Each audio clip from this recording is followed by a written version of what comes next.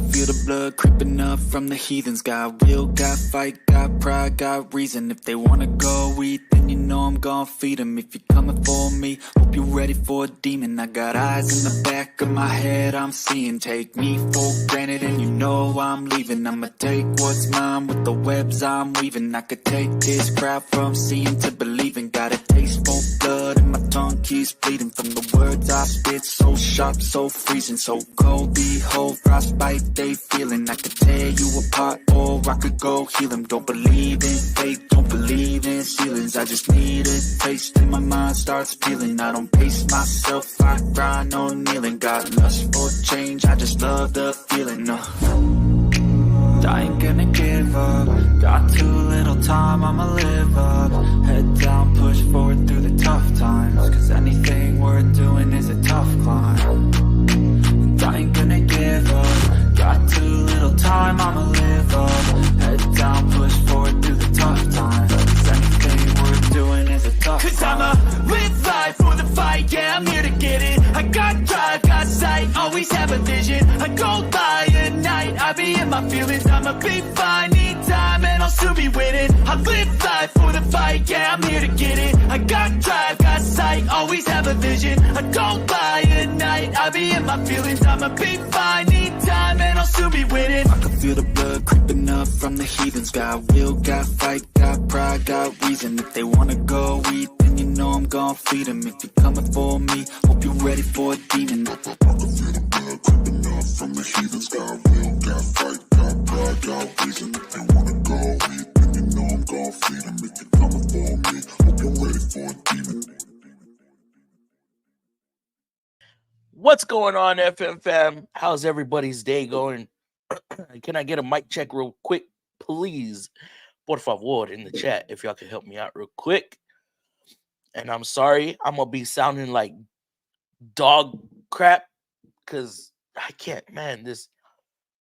The weather here in Texas is just up and down, and everybody's freaking struggling with sinuses and allergies and oh my goodness. Oh, hello, can't hear. GMM, are you sure? Peter says we loud and clear, brother. Hold up, yeah. Check. Do you have mic? Check. You do have a mic. Oh, appreciate it. Uh, threw me off, monkey. Damn it. Yeah. Anyways, it's up and down, so I got like congestion and itchy throat, and oh my goodness. What's going on, Baja? How you doing, bro? Appreciate. Glad you could make it up in here.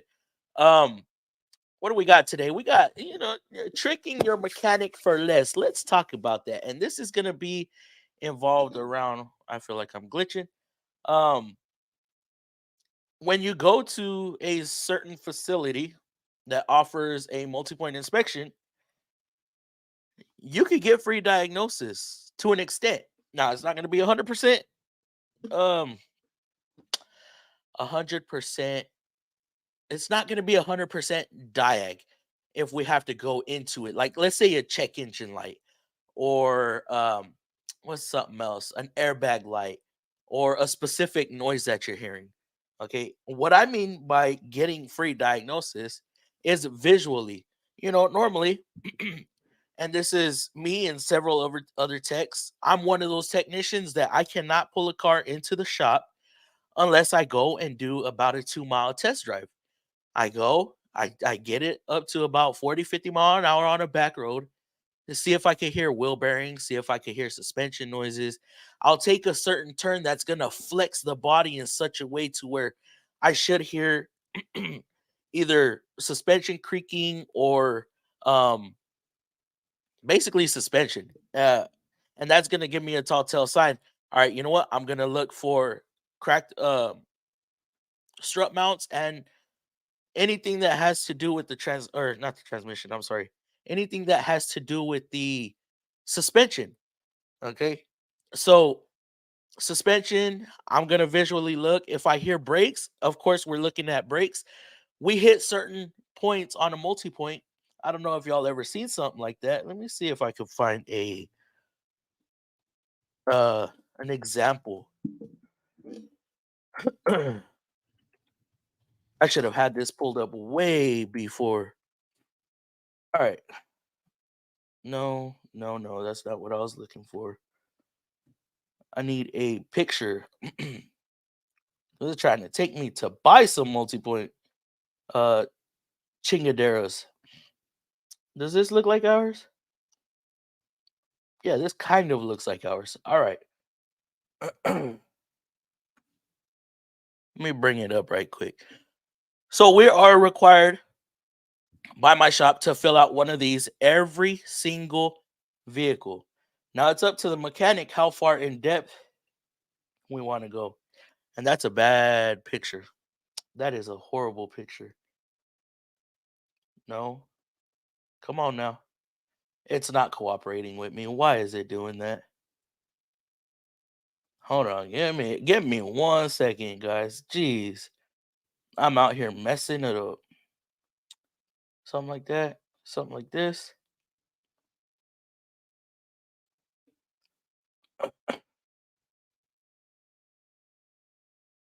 Can we use this? Mm, damn. Okay, hold on. Hold on. We're gonna get this. We're gonna get this. I'm trying to find a good example for y'all. Hell, I wish I had a multi-point with me right now. Full circle. Let me see. Nope. Nope. Nope. Nope. And I'm gonna lose all my thoughts by trying to do this. I guarantee it. All right. Okay, we could use this one. Oops. So share screen, visual. All right. So here, we fill out. Now we do ours online. Okay. So we fill out some information of the customers, which is when it's online, it's already filled out. And then we're gonna check tire tread depth. We're gonna check tire pressure. If you have a tire light and that's your concern, you ain't even gotta say anything because we're already gonna check your tires. Hint, hint. You don't want to complain about a tire light being on and then get charged a diagnosis, right? And then, okay, that's some of their estimates that they write up. And we're gonna check headlights, tail lights, turn signals, fog lights, all that good stuff. Wiper operation, windshield condition, mirrors, make sure mirrors are good. Emergency brakes, horn, fuel tank, gas cap. We don't check that, not on ours. Um, Now this is just an example, guys. Okay, so air condition filter, which is the in cabin, we check that. We check clutch if equipped, backup lights. Okay, that has to do with all lights. Floor mats, that's not in ours, but in this one it is. We check shocks, uh, suspension, struts, steering box, linkage, ball joints, mufflers, exhaust. We check the exhaust, make sure there ain't no leaks. We check, and I mean exhaust leaks. Check the condition of your engine oil and or leaks, brake lines, hoses, all that good stuff. We're gonna check your drive line. We're gonna check your transmission fluid, and check for leaks as well. All fluid leaks, actually. Inspect nuts and bolts. That's a new one. Lines, connections, fuel tank, under hood. There you go. We're checking fluids. We're checking engine air filter, condition of your belt. Check to see if it's oxidized, delaminated. Uh, See if it's coming apart, shredding apart, cracking. We're gonna check hose connections, AC connections, radiator cap, and the core itself. Coolant reservoir, make sure it's at proper fluid level. Clutch, if it has one, battery terminals, and we are required to do a battery test on every vehicle. Now, how I'm saying that you could get free diagnosis, right? Let's say you going for an engine oil change and a rotate, right? Not every shop's going to charge you to do an inspection, but you can simply say, okay, I'm here for an oil change, engine oil change, and a rotate, right? But I want my vehicle thoroughly looked at because I'm going on a trip. More than likely, they'll send it to the proper shop. Emailed you a MPI high vis copy. Oh, who was that? I feel like that was, yeah, that was Baja. All right, we're gonna see what he said. There we go. Okay, so he has a Scoobaroo one. Let's see what his is. No, why do I keep trying to invite people? Not yet. All right, so here we go. Here we go. So on his, and guys, so we're gonna mark it. Do I have a mouse? Yes. We're gonna mark them red, yellow, or green. Red means, immediate attention. Yellow means keep an eye on it, not very important. And green means good. As y'all can see, here's the legend right here. Checking for intervals, state inspections. Okay, Subaru's checking inspections. They check recalls, cabin filter, door latches, parking brake, brake pedal, clutch, seat belts, instruments. There's a whole list of stuff that they're gonna check. And then here's their fluid level inspections, battery inspections. Um, I don't know if they put their test codes on every vehicle that they check, but normally warranty is when we put our test codes. Um, and then here's their brake pad, tire wear, stuff like that. Alignment recommendation, wheel balance. Um, and then here shock struts. See, so they're basically all alike. They're all similar. And if you go in and you have a noise, but you don't want to pay the diag fee, right? And you know it has something to do with the suspension. If that technician drives it, he's going to want to look for that noise. He's going to want to look at your suspension thoroughly because he's going to want to try and recommend it to you. We are in a position of trying to make ours. The only way for us to make ours is to recommend work. If we don't recommend work, we ain't going to make any money. And that's as real as it can get. So we're going to try to sell as much as we can without charging the customer. Now, if you go in with a certain complaint, like let's say a check engine light, of course, we have to charge a diagnosis fee because we are using expensive equipment to get in there, use our knowledge, and diagnose this vehicle. Sometimes it can be 5-minute diagnosis, sometimes it can be a 20, 30, 40-minute diagnosis, just depending how extent we have to get with the diag. But again, don't complain about it. Just ask for a thorough inspection or ask for a quality multi-point inspection. If you do that, which it should be a no-brainer, but if that shop provides the multi-point inspections and if the technician test drives your vehicles before pulling it into the shop and doing the oil change and rotate, or simply just an oil change, or you can even ask, or you can request, how do they word it? uh Customer states advice of any recommended uh maintenance needed. It's all in the wording, guys. It's all in the wording. That is how you can trick a shop and a technician to getting some free diagnosis. Because in our mind, and I shouldn't even be putting this out there, but whatever. In our mind, if you're asking for that, that's telling us, oh, you're looking to buy something. So we're gonna try to, try not to overwhelm, but we're gonna try to give you the best multi-point inspection you can get for free. Okay. What do y'all think about this? Y'all think I'm hitting on point, or is there something y'all do differently if you're a technician? And or if you're a consumer, is this something that sounds good to you and that you would be willing to be willing to take advantage of? All right, so let's get into who we got for who we got for members up in here tonight. We got How to Auto Repair, Bill Beckett, Benjamin.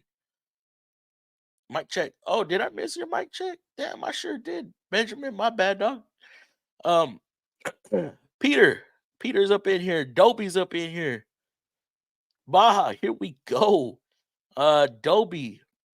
How you doing, Dobie? DLC for Christ hitting it with the $10 donation right off the back. Mr. Fluffy, what's up, my dude? Nothing much, just trying to get over this crap that's in the air. I'm tired of it. I'm sick of it. It's like coming and going, coming and going. Last week I was feeling the same way, and then it went away for a couple days, and then it got real cold again, and it freaking snapped me again. I was like, man, come on.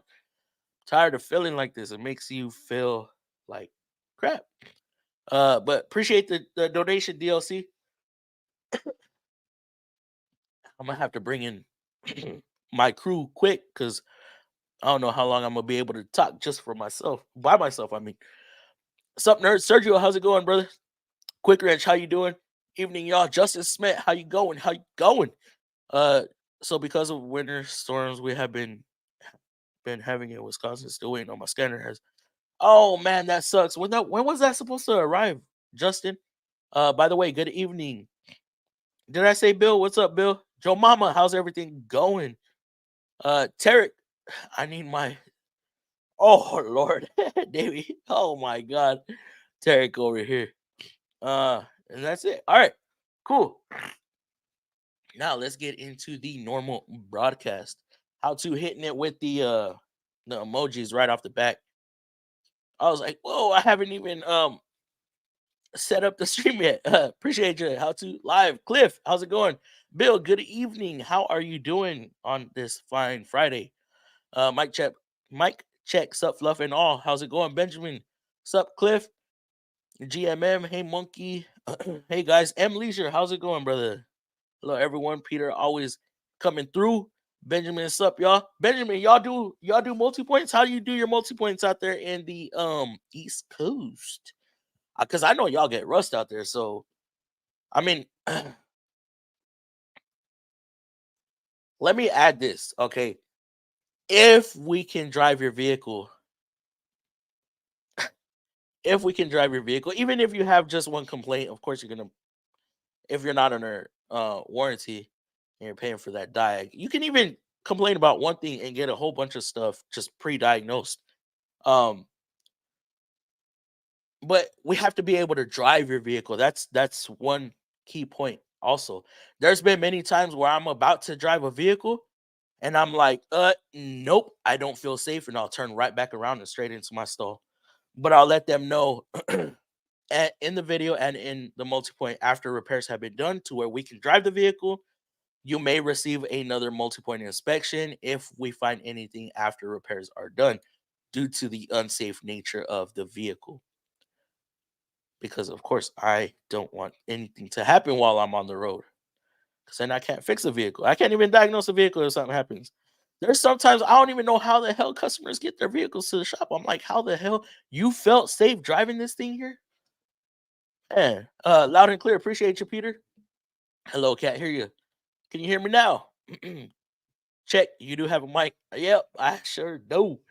Baja, here we go. Yes, sir. Muchy broke. Monkey broke. Mike broke. Hey, I'm Leisure. My chat broke. Baja. Yo. Oh, your chat broke. What? All good here. That's good, Peter. Hey, Bill Beckett. Senor Fluffy, what's going on? Dobie. Sup, M Leisure. I don't know why I said F. Hi, Benjamin. Mike. Hawk. Sup, man? How you doing, bro? Appreciate you coming through. PS5 ad. That's what I got. So early? Damn. Got some vitamin ad. What the hell? It should be like, I don't know, something automotive related. Why the hell are they going off? What the free inspection? I'm on my way. WB. And look, guys, y'all ain't even got to go to the dealerships all the time or a specific. If you like doing your own stuff, hell, once a year, just to. And here's the thing too: you may not necessarily have an issue that's detrimental right now, but if you go to a facility that's going to do a multi-point inspection or a pre-inspection, y'all may catch something. I put out a video earlier where I caught an issue and I recommended it to the customer slash extended warranty. So we're waiting on an answer back. Actually, inspector should be coming out on Tuesday to look at that. Stuck here at Juanito's garage. Anthony, get the hell out of there, bro. Y'all, man, hold up, Anthony. You saw all that JB Weld on that water pump? Hell no. There's some more backstory on that thing, but I cannot talk about that. I am not at liberty to talk about it. It was a basket case from the jump. Supposedly, nobody had been in it. I'll just say that much. I'll email you a high vis. Got it, Baja. Appreciate it, bro. You gonna call Pookie Anthony? Uh oh. Got to take a pic from work next time when trying to show off multi points. No, no, no, no, no, no, no, no. I can't do that, bro. I'll expose myself. Ours actually have, um, it's like watermarked and it has the company name in the back of the multi point, like how you see like the shadow. Yeah, hell no, not gonna do that. Anthony, sup nerds? Quick wrench, how you doing, bro? Are you still at work or are you already home? They will continue to check everything until they find something wrong. Even if we find something wrong, we're going to recommend, if we can diagnose it right then and there and it's going to take no time. Like I see valve covers leaking, I'm going to recommend the valve cover. Now, if your whole engine is wet, then I'm going to recommend to spray it off or start at the highest point, which would be valve covers. Start at the highest point, fix that, and then monitor for any leaks after that and see if that actually takes care of the issue or not. Um, but if remember, this multi-point inspection, Rob, is just all visual. It's all visual and quick and easy things that we can point out to the customer. Hi y'all, hi nerd Sergio. Evening y'all, Justin. So because of winter storms we have been having in because we've been having in Wisconsin, still waiting on a scanner, has been delayed. Where's it at? Hey Dave. Yo, what it do, Fluffy? What's going on, TBSS? How you doing, bro? That's a lot of paperwork, man. We get used to it. You know, there was a point in time before we used to knock them multi points out quick. Now that we gotta input all our parts that we're requesting, it can be a little pain in the butt, but it is what it is. No likey. Like I say, we get used to it, but it gives you. I don't know if you GMM. I don't know if you're hourly or your flat rate. A lot of hourly guys will not like it because that's extra work, sadly. But when you are on a flat rate system and it's gonna steer your paycheck one way or the other, I'll take the 5-10 minutes out of my time to get that taken care of, to be able to make, I don't know, 5, 10, an hour or two more on that ticket. And even if it's just a brake flush or a power steering flush or something simple, everything's gonna add up at the end of the day. Needs everything checkmate. Hopefully not. I mean, there we do get those vehicles that, man, okay, and because of the liability we're held to, we have to at least mention stuff. There's times I get a vehicle in and I'm just like, $20,000 worth of work that this thing needs, and I'm just staring at it like, damn, I really have to mention all this. There's been times where I'm just like, oil leaks, yup. Start with valve covers, because valve covers could be leaking, power steering could be leaking. Oh my goodness! Or I'll just put several oil leaks found. Do you want diagnosed? At that point, man, it there's times where it gets a little hectic, and we do end up losing time. I mean, when I did inspections for mixers, it was a minimum of 3 pages. Damn, that's a lot. How much does your Matco roll cart cost? I really like it. I want to get one later on down the road.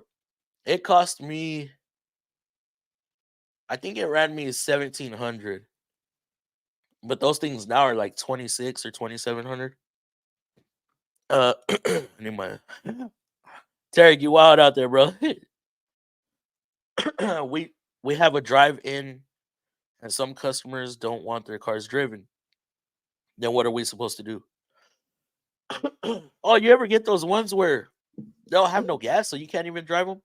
At that point, I just write in their test drive not performed due to low fuel. And then if they don't want their cars driven, well then they don't. That's their loss. That is absolutely their loss, and I'll just do my visual inspection and get it on out. Because normally, I don't want to judge, but normally those customers are the ones that they're there for what they want, and that's it. Man, imagine if you got to do a state inspection on it. Oh, I don't want you driving my car off the lot. Okay, fail. Nah, I'm just kidding. Benjamin, you do what you can. Exactly. Tarek, use some Vaseline. Oh, take gotten a or baby powder. What the hell? What's going on? Cuts down on the chafing. Ooh, hit that like button. Yes, please hit that like. Appreciate it. I'm driving home in a shit mess. What? uh, I'm driving home. Is it because are y'all snowing? You got snow? Who's got snow out there already? What's up, dog? How you doing, Mike? Was supposed to get it Tuesday, but that's when we had the first snowstorm of 6 inches. Then Wednesday we got two. You know, I'm over here hoping for a couple inches, 1 or 2 inches at least. We're getting more rain in southern New England. When did we get rain? Man, it was super windy today, but Sunday night is supposed to drop into the 40s, I think. Monday is supposed to drop into the teens. Monday and Tuesday is gonna be a cold bee out here. I'm ready. Automate is what we do as far as computer stuff. We have a drive-through, and not all customers want their vehicles driven. Y'all have a drive-through, like on the express, on the service lane. Wow, these are surprises. Aren't y'all supposed to be Luke like us? Luke to be Luke us with snow. Are Matco cordless power tools worth it? They're so expensive compared to Milwaukee. I think they are. I think they are. I think. I mean, I've got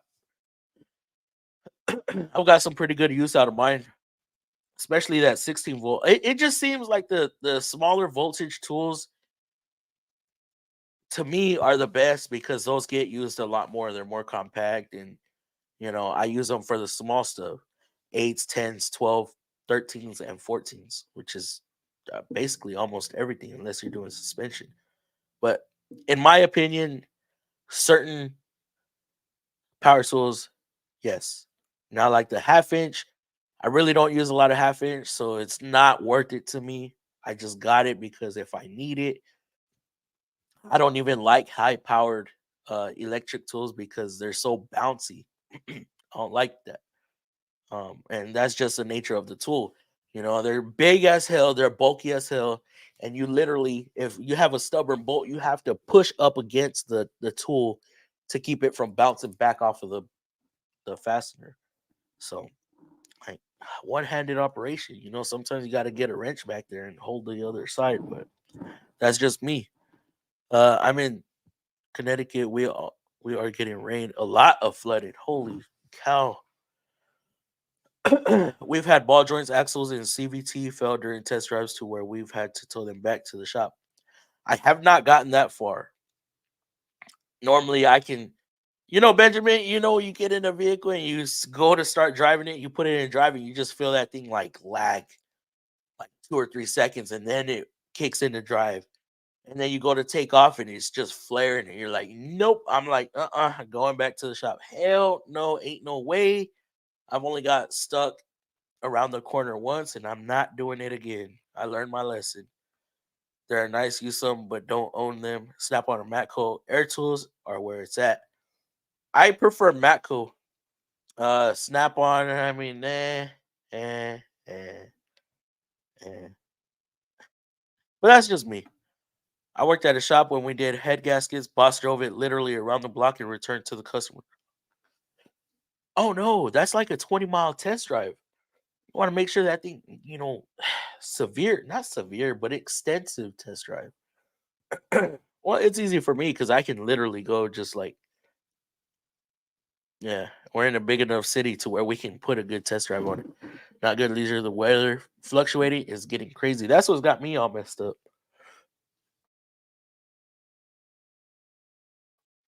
Emily, or me too. We had a dam in my area break day before yesterday.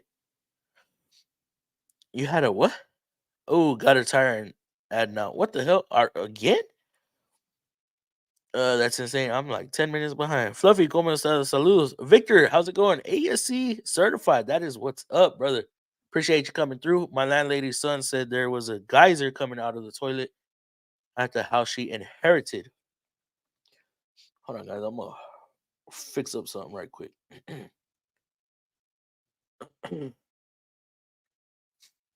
Or it was yesterday. My days flow into. Oh man, dude.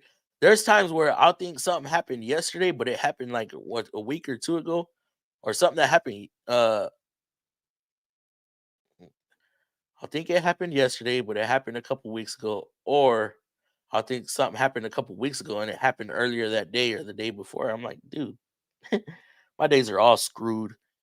I keep thinking today is Saturday. I wish it was Saturday, but I was supposed to be off, but I have to go in. I have to go finish up a big job. As FedEx says, it was in Madison at 6:21 a.m., but no updates since then. Damn. Yeah, they're probably stalled. If you're in Connecticut, I'm sure you heard about it. Had Lama out that way and everything. Lamont. I said Lamont.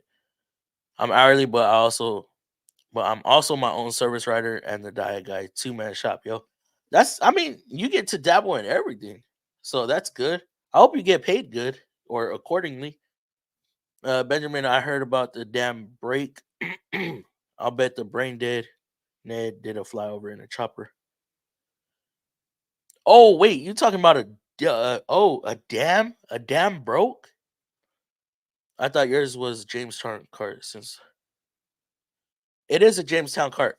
It is. That's why I said it's like 2,700 now, I think, or 2,900 or something like that. Hell, I don't even know.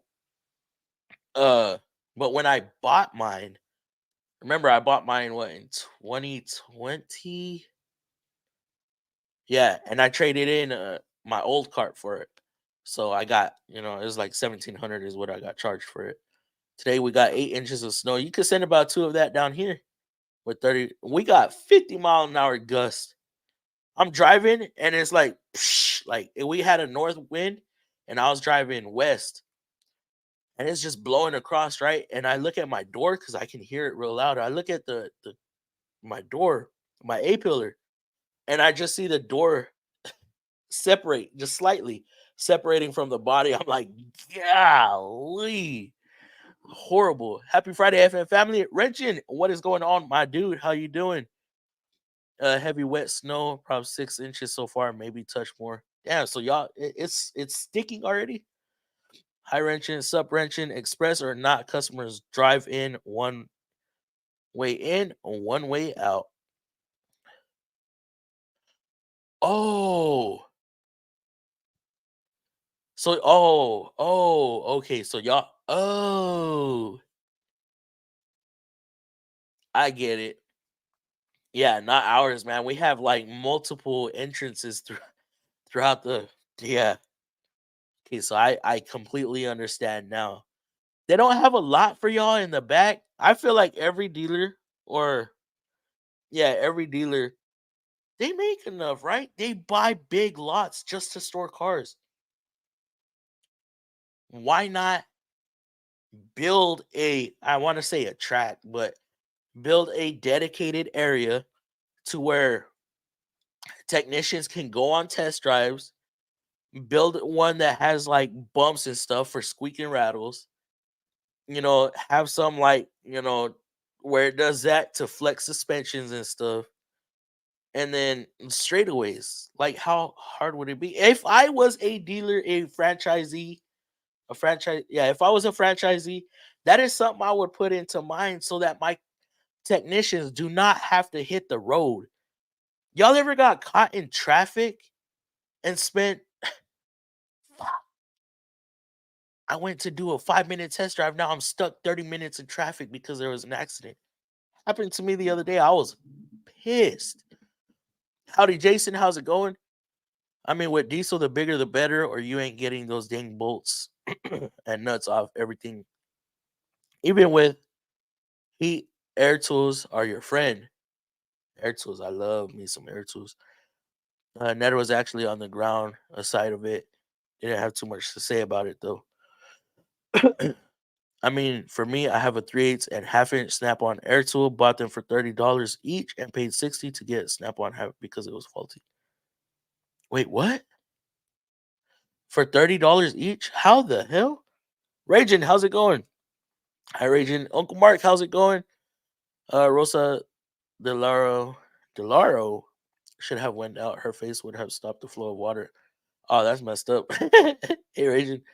The worst is when the trash cars come in for recalls. Oh, you look up the history, they haven't been there in, they've never been to a dealer. You look at, I'm gonna say service comp because, or yeah, service comp or NNA history.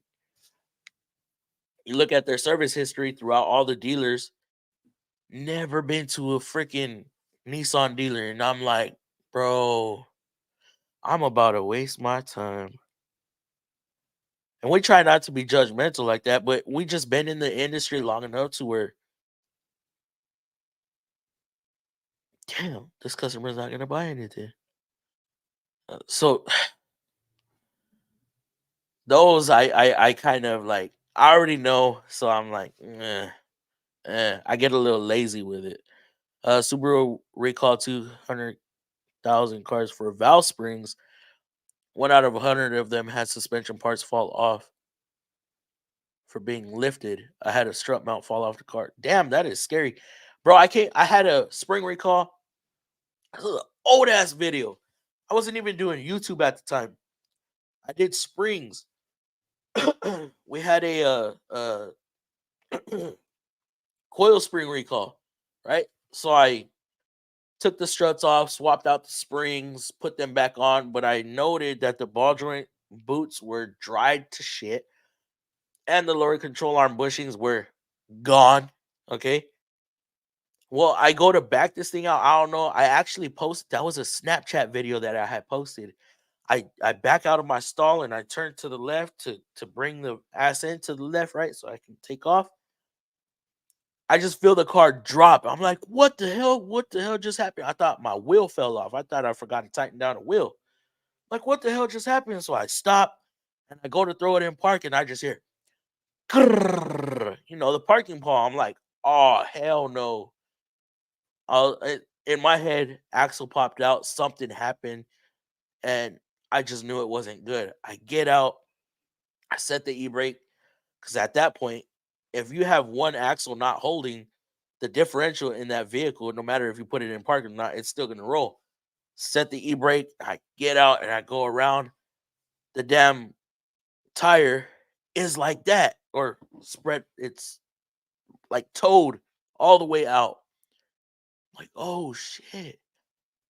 Ball joint popped out of the socket, so bow, tore some stuff up. I recommended them. I'm glad I recommended them because if not, then it would have been on me. So at that point, no matter no matter if there was, actually I'm lying, there was no ball joint. Um the ball joint seemed okay, but the control arm bushings were shot. So at that point, I made a conscious decision that every time a vehicle comes in with 100,000 miles, you're getting recommended control arms. I don't give a damn because I don't know the condition. If I cannot physically see it and you've never had your control arms replaced, I'm automatically assuming that your ball joint is bad off of that one experience. That's just to save my ass again. But Baja, I agree. I agree, bro. Hi, Raging. That's crazy, Baja. Don't diss my Subaru fetish, Baja, I'm aware there's 27 recalls for airbag. Damn. Negative 20 here. Damn. And I'm complaining that we're gonna have 20-degree weather. We have a huge lot, but they tell customers if you're waiting, just pull right in. Ah, okay. Mr. Fluffy trying to pull an empty 53-foot trailer in. Oh my goodness. Hey, you be careful out there, DLC. Oh Lord. I I don't know why they have you pull empties. For what? I don't know. Appreciate the $5 donation though. That is like so unsafe. We had a bridge closer a while back. Guy was on the test drive and wasn't able to get back and forth too long, for way too long, and wasn't able to get back for way too long. That sucks. And when the short drives end up being long as hell. Hi DLC. I'm sorry. I'm here. Sorry for being super. You good? You good, bro? You all right? Um, no notification again. YouTube slacking. Now it looks like it's gonna rain on this 6 to 8 inches of snow. That's gonna make a fun cleanup, and temp is supposed to start. That sounds like it's gonna be a whole hell of a lot of ice. Ooh, Chris Garza. I'm struggling more at diagging, working at an independent shop. What part of area? What part of area? What area of diagnosis you struggling at? In AZ, we've been sitting around 26 to 30 early in the mornings. Damn it. Chris, it's easy peasy. It depends on what system he's working on. Had a new OG Sensei. Ain't seen you in a minute. Had a new Nismo Z car come in today. I had to look at it. We had one too. Man, they were going through tires. They had like 14,000 miles on it. Had some nasty tire wear, but I'm pretty sure they were doing some hoonigan shit. What was it there for? I don't even remember. Oil change, rotate, something else. Yeah. The same guy that loves to work on Z's, he's the one that ended up getting it. And I was like, thank goodness, I don't keep the Z cars away from me. I don't want to work on them. YouTube sucks. No notification. What it do, Fluff? Mike, what's going on, brother? You hear me, man? Oh man, I'm all messed up. The stuff that's in the air in our city right now, fucking me up. Super, you good, brother? All right, I ended up making it to the end of the comments. I am greatly surprised. Holy crap. And let me see. Is Baja still in here? Where's Baja at? Baja. So you have to replace it. Nope. Nope. You can miss me with that bullshit. I'm already scared. Benjamin, I'm scared about the variable compression thing that we're going through right now. Yeah, I'm surprised those Jamestown are cheaper than what they were six. Wait, you're saying they were more expensive? Z owner are just as bad as STI owners. All their credit cards are maxed out and they live with their parents. Or you get those old heads, the ones that have been dedicated to the STI since they first freaking launched. You got the Z guys as well. That's had every generation of Z. Like, bro, chill. DLC, that's a no-go, absolutely. How's work been flipped? Work's been it picked up and then we fell back off. Of course, you gotta go look at it physically first. A lot of did he say where he struggles in? No, he didn't. You got to look at it physically first. A lot of vehicles will exhibit similar issues. I've been doing this job for almost a year and can diag most things unless it's electrical. Dropping the motor and trans easiest way to replace the turbos, to be honest. That's what I've heard. I heard that from the Infinity guys, from the QX50, the Q50, QX50. What the hell's that Infinity called? Yeah, when they first came out, they were asking 3,200. Damn, for the 41 by 25. 41 is that 41 high, 25 deep? 'Cause mine's not. I know that's not width, right? Fluffinator Turner, what's going on? Yeah, two of our express guys drive 350s, and both are junk drift cars. Makes me upset when it's a true enthusiast car. I've seen that. I have seen that not only from younger guys, but the salesman also. Dude, stop doxing me, but I have a dead '05 STI in my driveway. However, it's completely stock. Oh no. Uh GMM, get that thing up and running, bro. You know how to do it. Been seeing a lot of new cars with QC problems. I think it's due to the strike they just had. They're getting paid more. They ain't worried about quality. They do not give a damn. Q50, that fucking thing right there. He struggles at replying to questions, replaying to questions. Who does? I'll come on tonight. Who struggles? I'll come on tonight. All right, Justin. It's so cold outside. Cold.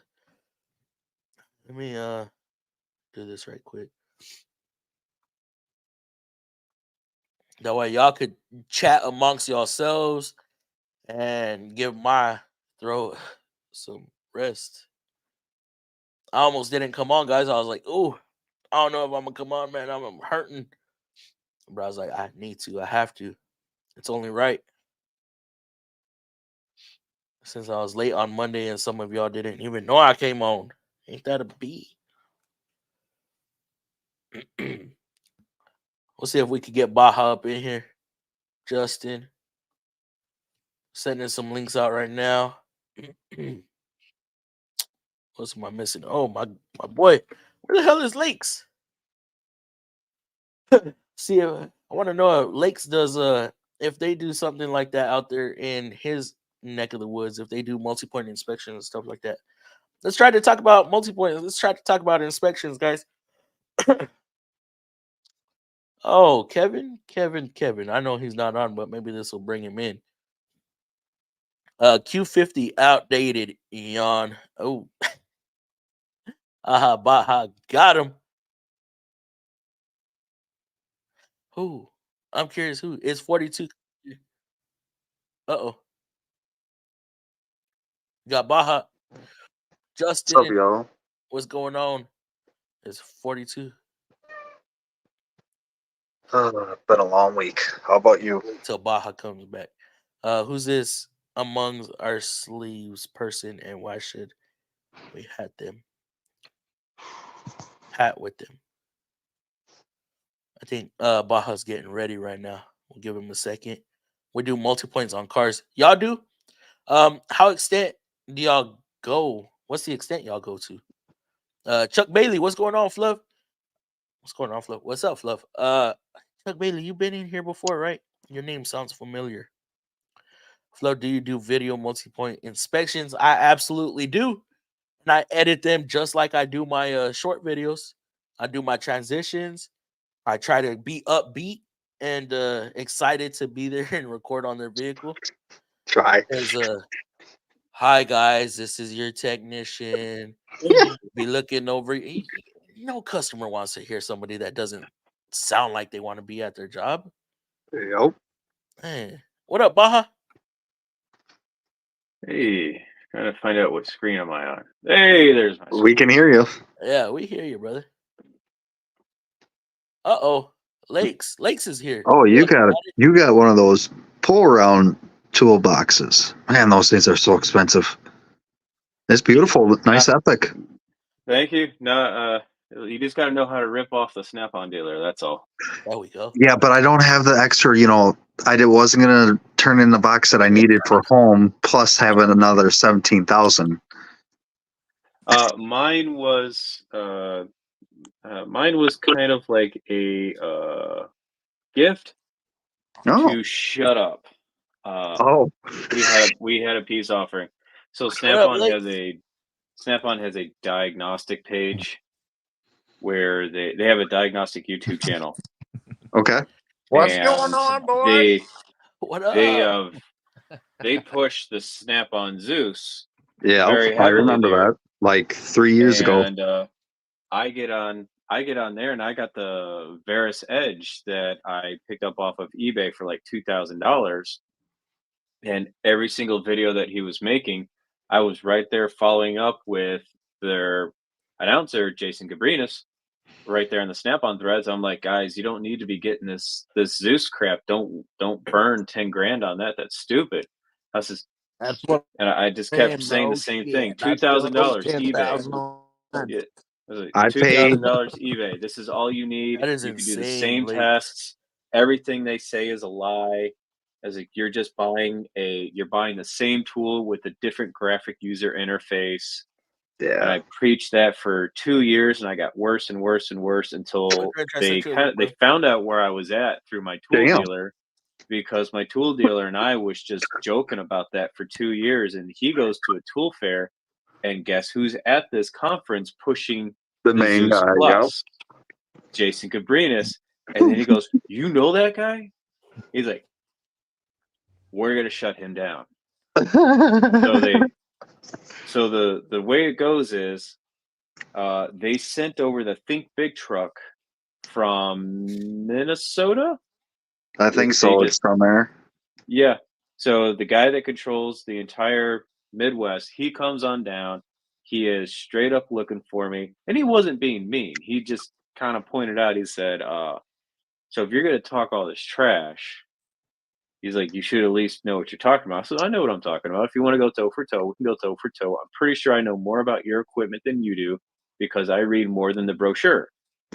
And we had a little, we started having a little tit for tat, and then his other guy shows up in a rental car behind him, and he goes up. He's like, "Did you find the guy?" Says the guy, "We want to talk to the guy." And he looks over and he's like, "That's you at the Matco box?" And I was like, "Yeah." I says, "I used to work with Matco." So I had a Matco triple bank 4S with the hutch, stainless steel trim all the way around, mid drawer, 2 lockers, just Damn. everything you could bolt onto that thing. I had that thing on there. And he says, "Well, I've been told to like outfit all your stuff and make it snap on. And we're going to give," it says, "I have a letter here that says that I'm authorized to give you full MSRP trade it." He Damn. says, "If you knock it off." Dang, is that how you Just, got your box, bro? yeah. He just Wow. said, this is where it gets funny. Blake's take This is notes. where it gets funny. So, No doubt. well, the thing is, and this is the key thing, is I wasn't being a dick on the forums. I wasn't being a troll. I No, was just you're telling pointing out. exactly what it is. I was pointing it out. I says, "Listen, like this is what their product is. This is the workaround. This is how you can afford to have Snap-on tools, but you don't need to stay up with the latest technology. This is how you the workaround, so you can still stay in the game." And he didn't want me preaching that anymore. And he says, "This is what we're gonna do." So the idea was like they were going to try and get me into a Snap-on toolbox because my Snap-on dealer said, "I've never been able to get this guy in a box. He won't move." So this was their pitch, was to come in, and he Yep. says, "I will give you full MSRP for your Matco box right now if you get into a Snap-on." I says, "Snap-on what?" He says, "Snap-on Epic Series." Yep. He says, our new roll around is Snap-on Epic Series." I'm like, "Okay, cool." This is, let's go to the truck and let's look at MSRP. This dude's jaw dropped because at that time, the price of steel had just gone through the fucking roof. Yep. So full MSRP on my box back in like 2018 48,000. would have been 52? just no. Like you could have. I built my box together out of a bunch of used trade-in shit. Oh. So I was cannibalizing other people's trade-ins to build up my box. And so he had no clue what he was getting into. And then he's on the website and he's looking at full MSRP. And all of a sudden he's like, "Oh, this is $29,000." Holy crap. That's still a lot. And he's like, "How does this add up?" I says, "No, it adds up. It adds up. This is the price of steel." I says, "But your letter here says MSRP. It doesn't say MSRP for 2016. Yep. When we were Exactly. crushing Bud Light cans to make Matco boxes." Wow. Wow. He's like, I took that personal. I want to touch on this comment real quick. Wrenchin said we need to do MPI on every car we work on, even if even if we have to just put air in them. That is absolutely correct. We do the same. Even if the vehicle was just there yesterday, we still have to do a fresh new multi-point inspection. If it's got a work Okay. order, it gets an inspection. Absolutely, because something could have happened from then till now. And we don't want to be held liable for anything. The worst thing that can happen to us is a customer come back and say, "Why didn't you recommend this? Why didn't you say nothing?" And now this and that happened. How Yep. And we're much like, time do you "Oh." get on a used MPI? On a used MPI, we'll get an hour. Those are a little different because they're now I'm assuming you're talking about uh like when a customer is trying to Trade-ins. trade-ins, an hour, I think. Trade-ins, you'll get paid for an inspection, but in my If you get shop, 2 for any of them, a customer car, you won't get paid crap. So Really? if somebody comes in for a looky loo, or and they're like, I'm going on a road trip to go see grandma in my POS Honda Civic, you're not getting paid you don't get anything. nothing. We And get paid 1 cent, but that's for our I daily. tell those advisors all the time, I am not going to assist their I'm not going to be conscious bias and assist them in their life and Game. thinking that their vehicle is just good, is like the perfect gym. No, send it to Quick Lube. You want a looky loo inspection? You go to Express. And this is And this is a loophole that customers know sometimes. so I'll send you. Yeah, and I'm saying this personally. It's like I don't have time for that. I work for a living. If you're coming in for a looky loo and your work order says you were here 3 days ago, and you just want, I was like, send it to wash. If you want a free car wash, just show up and say you want a fucking free car wash. All right. I had a customer that did that to me at a Lincoln shop. He show up every fucking Friday. And I eventually just got with the old man. I was like, dude, like he's at the coffee machine. I'm like, dude, seriously, if you just want free coffee, cookies, and a car wash, just say so. I says, you are costing us so much money with this bullshit. I was like, do you have any friends or something? I said, Yeah. he did this for 2 years. It was religious. We knew he was coming in. And if you didn't get an inspection, and he'd sit up there in the parking lot with his little 99-cent little trucker air chuck, like, you kick my tires. He has nothing better to do than bug us. The worst thing we can have happen to us also Hey. is they come and get their vehicle inspected with us, right? And then we find out that Get that relay out of my face. we recommended some stuff a couple months ago. Then it comes in and we're looking it over. Everything we recommended has already been replaced by somebody else, and we're like, "Oh, Yep. I know what this customer And is." I got a list, and I have a list of names and customers like that, and the advisors know that they do not come back to me. As soon as I find out you went somewhere else for after my recommend, he's like, you can pay me for Diag and go somewhere else. I'm cool.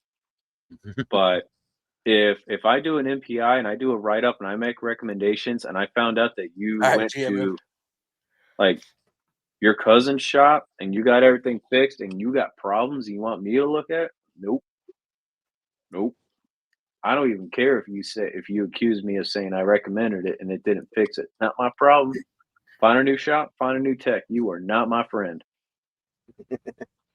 But that's why we do this whole thing. Start with this first. See, And I'm at then least honest. diagnosis if needed. There's a couple safe words that we use.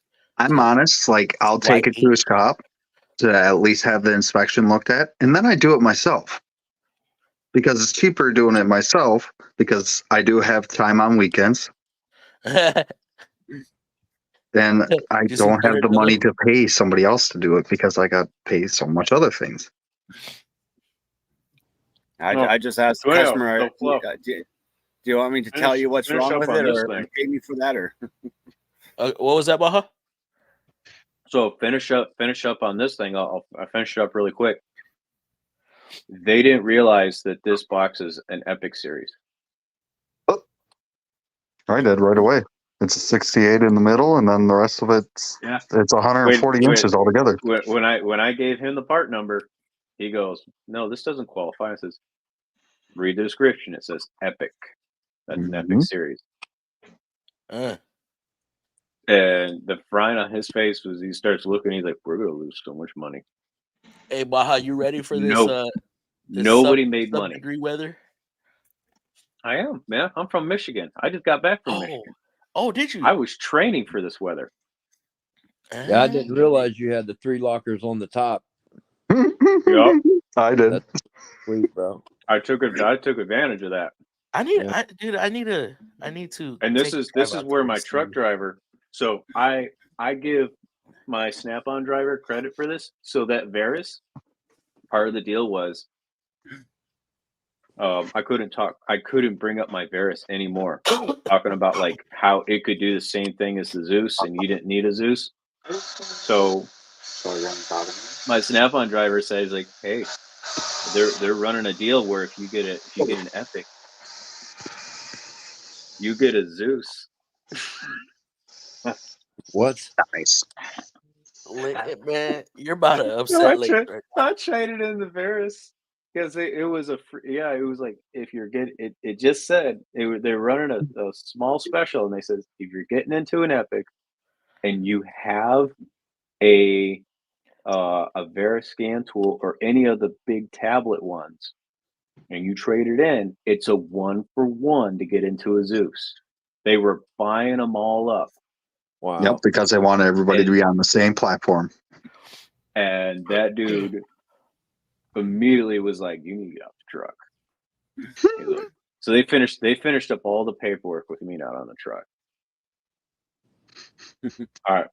They were not expecting to be talking to somebody who was really good at reading fine print. Me, I got a Edge for my diesel stuff. That's a good one. It's decent. Don't get me wrong. There's not a problem with it. It just it takes time to get used to because it's not like I'm used to using OEM software. Mhm. I got used to that for the first 3 years, or even J Pro, and the Snap-on. Some of their codes that come up for certain things are different than what I was used to.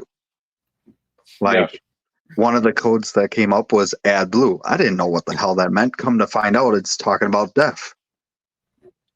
Uh, Yeah, I would highly recommend because the Snap-on Diagnostic channel, their little their videos that they put out every Tuesday, they're only Mhm. like 20 minutes, maybe Okay. 30 minutes tops, but 20 minutes. But they really do spend good quality time running you through the menus and running simulations and talking about the product and getting you used to the interface. They make you feel really confident with the interface. And yes, they're showing everything with a Zeus now, and the Varus Edge doesn't have some of those GUI updates, but you'll know where they're going. Yeah. They just now the only difference between the Zeus and the Varus Edge is that the Zeus now has hotkeys for things instead of the Varus where you had to get it through sub menus. Not a big deal. Oh, see, with the Edge, it's all hot links. Yeah, so with the Edge, you have your regular button cues, but now Yep. when you do scans with the Zeus, now it starts instead of it saying like we think it's this when you have this code, now it says we think it's this with this code, and here's supporting TSPs. See, I have to pay extra that's for the only those. difference. That's what sucks. Don't get the scan tool update. Just pay for the Shotkey Pro website, and then all you have to do is just plug the code into the website, and you get the same interface. It's so stupid. The only thing you're getting when you update your tool is you're getting the component checker. That's it. See, they told me it's $40 a month extra for it. For my because of the diesel. Okay, it depends on. It's a heavy duty diesel. Yeah, heavy, Class 8. Okay, then that's why. That's a completely different architecture. It's like the Mac tools and their Bosch scanners. They have a completely independent scanner just for heavy duty trucks, and that's not unusual for scan tool companies just to have designated scanners for heavy duty vehicles. Yeah. You guys are on completely different platforms. But it is interesting when you see, like, I've used it for my Dodge once for the light medium duty for one time, and it pulled all the codes that I needed. Mm-hmm. But I just bought a scanner that I'm waiting for so I can actually reprogram my ABS. Yeah, see, that'll be the big change. Is you could probably take a regular scan tool and put it on a heavy duty truck and pull codes, but what you're going to be missing is a lot of the work support features and a lot of the function checks that you would normally get for bidirectional support. Nope. No, normal scan tool doesn't have protocol access. You get nothing out of the normal scan tool on it except for gibberish. From the people who are doing heavy line that I just josh around with, they're all using the Mac tool when they say they like the Bosch version the best. Yeah, I see. ESI is Bosch ESI is far superior because it's actually OEM. It's OEM made idiot proof. Like I've never used Bosch. I've seen what they look like. I've never used them though. That's the thing. Like, besides my Edge, the only two other programs I've ever used is JPro, which I hated. Yep. Overpriced for no reason. Nothing was more expensive than Snap-on stuff. Plus, you have to pay a subscription on top of that. Damn. Yep. It's JPro's a joke, man, and it doesn't even do half the stuff that. No, doesn't do a damn thing. Aftermarket Chinese scan tools whoop the living hell out of JPro, like day and night. Even Snap-on is better than JPro. Yeah, Snap-on beats JPro. It's horrible. Lakes, have you tried dabbling in any other scan tools? No. Well, I mean, I used to use Alltel, the shop scan tool, but I've had the Zeus for I don't know, 4 years or so. Do you find any limits that you run across? Any limitations? Just you can't program with it. I thought you could with the Zeus. No. Yeah, you can. You got to get. But you got to get the Snap-on J-Box. Yeah, you got to buy a J-Box. You just unlock it. You mean that's the advantage of the Mac Tool one. If you get the Mac Tools or the Bosch one, it comes straight up. You get a J-Box right out of the box with it. Yeah. Are you talking That's about? That's why I went with the launch. For the Snap-on Zeus, are you talking about the pass-through or something different? It's a separate J-Box that you have to buy. Yeah, the J2534 protocol. For the price of that, you'd imagine Snap-on came with it all. Do you know what the old one did? Did it? Yes, back in like 2014. Yep. Their old master unit came with a VCI. It was wonderful, right there, and it was Windows tablet. You put your Ford OE. The reason why is because they knew they could get more money for it. That's why they started doing it individual. You didn't have to bring out the laptop. You did everything on one tool. It was nice back then. Yep, and now my next predict. See, they already got rid of the J-Box on when they discontinued the Veris series. They got rid of the J-Box, and now that the Zeus is out, my next prediction is that they're going to stop bundling the scope. That's going to be an additional purchase because they've already taken it out. See, like with the scope itself is still what, 12? I don't have the Zeus Plus. The Zeus Plus right here. Yeah, it has this is where the OBD2 connector goes on the Zeus Plus. Yeah. So now this is separate. It's separate, so that means you can lose it. But I think that they're honestly just going to start saying, hey, guys aren't scoping, guys aren't using the meter function. Let's just sell it as an add-on, but keep the tool at the same price because they're stupid. Yeah. Mm-hmm. That's my theory. Yeah. Yeah, I agree, and but it's going to be like that. Everyone else does that. Look at Mako. Separate. Mako, you have to buy separate. Yep. I know that. Well, Mac is a hit or miss. Like, it depends on Mac, because they do have a separate entity with Bosch, and Bosch is a hit or miss. It depends on the model you get, and their cheapest one that I've seen for at least their code read version, you're looking at $300-400. If you go for their higher scale, you're looking at about $2,000 to $5,000 for an average mechanic. Yeah, so anybody who's maybe even considering those Snap-on scanners, I would say stay away from this Zeus and Barris stuff and just go get a Triton. If you really want one, a Triton is the farthest I would recommend, and you can get a used Triton for like maybe $1,500 tops. That D10 is fast. It's got a nice screen. It's the 2-channel scope that comes built into it is really accurate, really nice.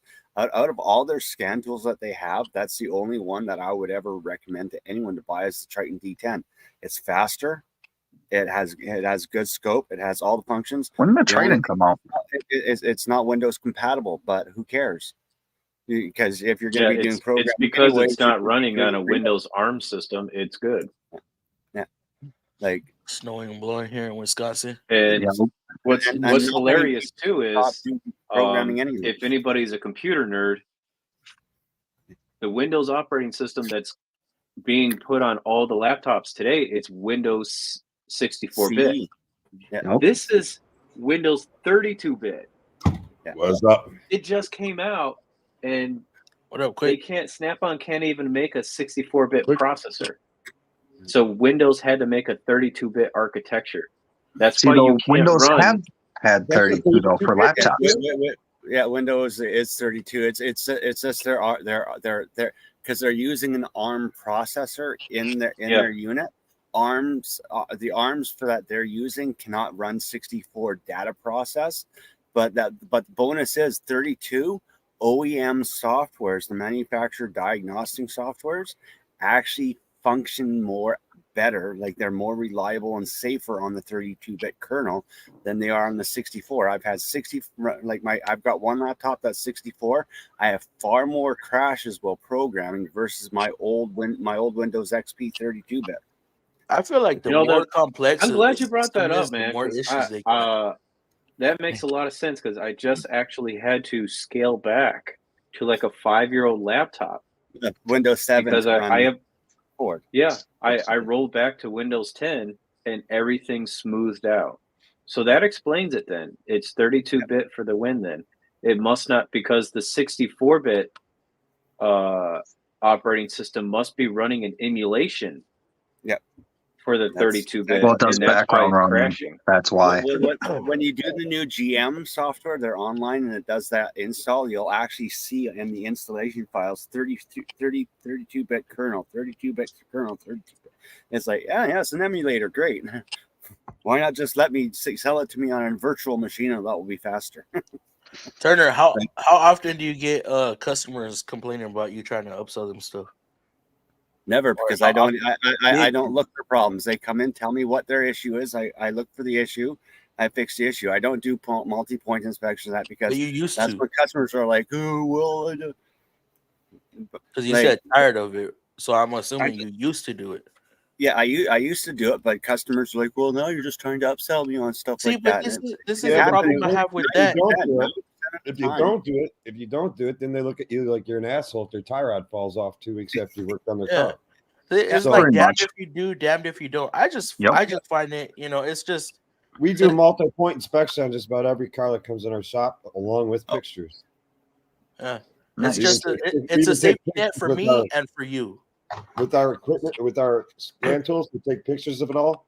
It all gets uploaded to our sales counter. And all gets attached to the ticket in the file. And when the customer wants to see anything, they can actually get all that sent to them. The crazy thing about it, all the customer has to do is say, "No, I'm okay." Yeah, they ain't got to get all worked up. Well, see, that's the thing. That's the cool thing about at the shop that I'm working with right now. The lube side, the car goes over to the lube side. They'll check. They'll do the fluid check. They'll do everything. All I have to do is I just have to go in there and just use my brute, my bronze, and my brains. I don't have okay, well, this is the issue, and we do not know how to deal with this issue. Can you do it? Sure, why not? Meanwhile, everything like the inspection's been done, everything, all that's been done. I don't like. I got to bleed the brakes. Hey, I'll go get one of the young kids to do it because that's below my pay grade. Our service I'll writers, do a brake bleed all day. our service writers actually, when they write the car up, they actually have to go out to the parking lot, take pictures of the car before it's serviced. Yeah, Same here. We actually take pictures of it. Y'all do multi-point slicks or something similar? Yeah, Y'all just inspections. We just every car that comes in, we inspect it. You do test drives before and after, or no? Yeah. Yeah. Yes. Yeah. I do test I drives like that. before and after too, unless I can't do it before because the car's so fucked Correct. or it's dead. Right. Try to do drives at lunchtime. That does happen. I start driving it and I'm like, this fucking thing's got a loose wheel. I'm Yeah, not going. sometimes you I'm just make it around the clock. immediately getting it back into the shop. I can automatically hear it. I can tell it's got a loose wheel. I hear a little dink when I give it gas. I hear a different noise when I'm hitting the brake. If it's loose enough, you'll hear it rattling. You hear it knocking.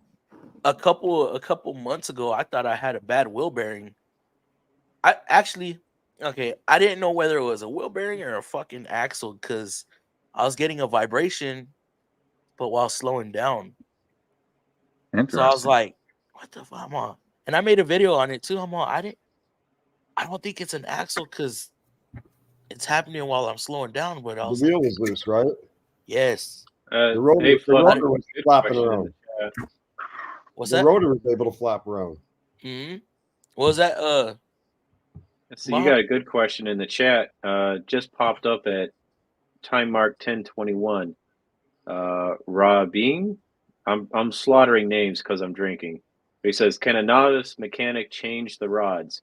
Brother, I'll tell you, if you got tools and you want to put your name on it and you want to guarantee that it's done right, you can do whatever you want.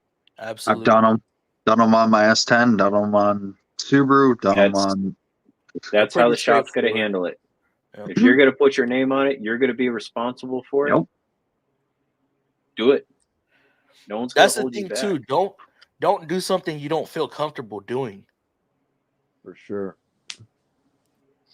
Make sure you have an air hammer at least, though, for some if you live in like Midwest area. Yeah. So Fluffy will like me. I got that Matco air hammer and I like it. The green one? Nice. Or not the green one. Oh, Which I one? bought a pink one. It was pink one? pink. I'm Pink? in the market. Yeah. The Expo's coming up. And one that has like that AR-15 grip on it. Yeah. Nice. The Expo's coming up. And I told my guy, I'm like, I need a green air hammer because mine's taking a shit. So Get a I'll be getting snap a on new it. one soon. Huh? If it's taking a dump, send it in for rebuild.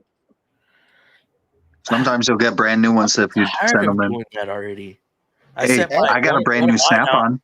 Ask for what kind of snap-on air hammer is it? Or what kind of air hammer is it? It's The Matco? it's a Matco, Is it real old?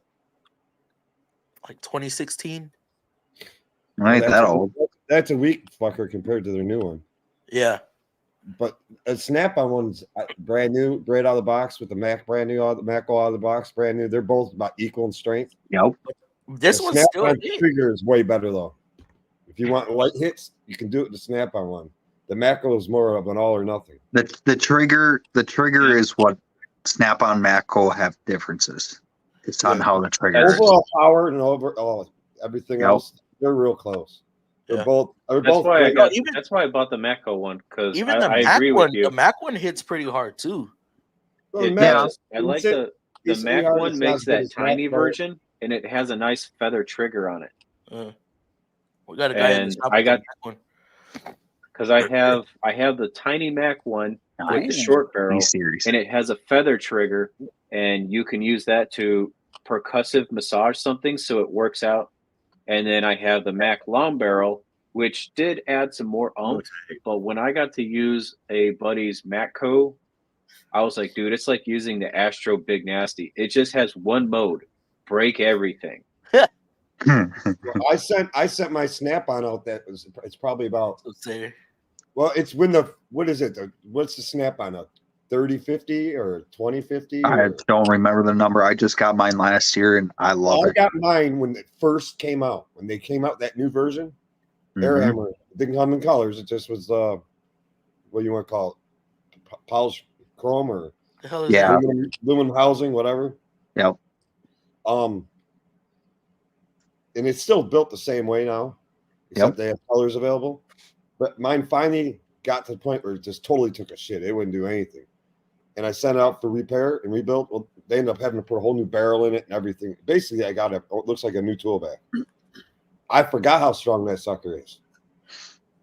See, And and that with bitch got Matco, some what power I found now. out, what I found out with Matco is when you're setting a tool out for repair, you have a 90-day warranty. What?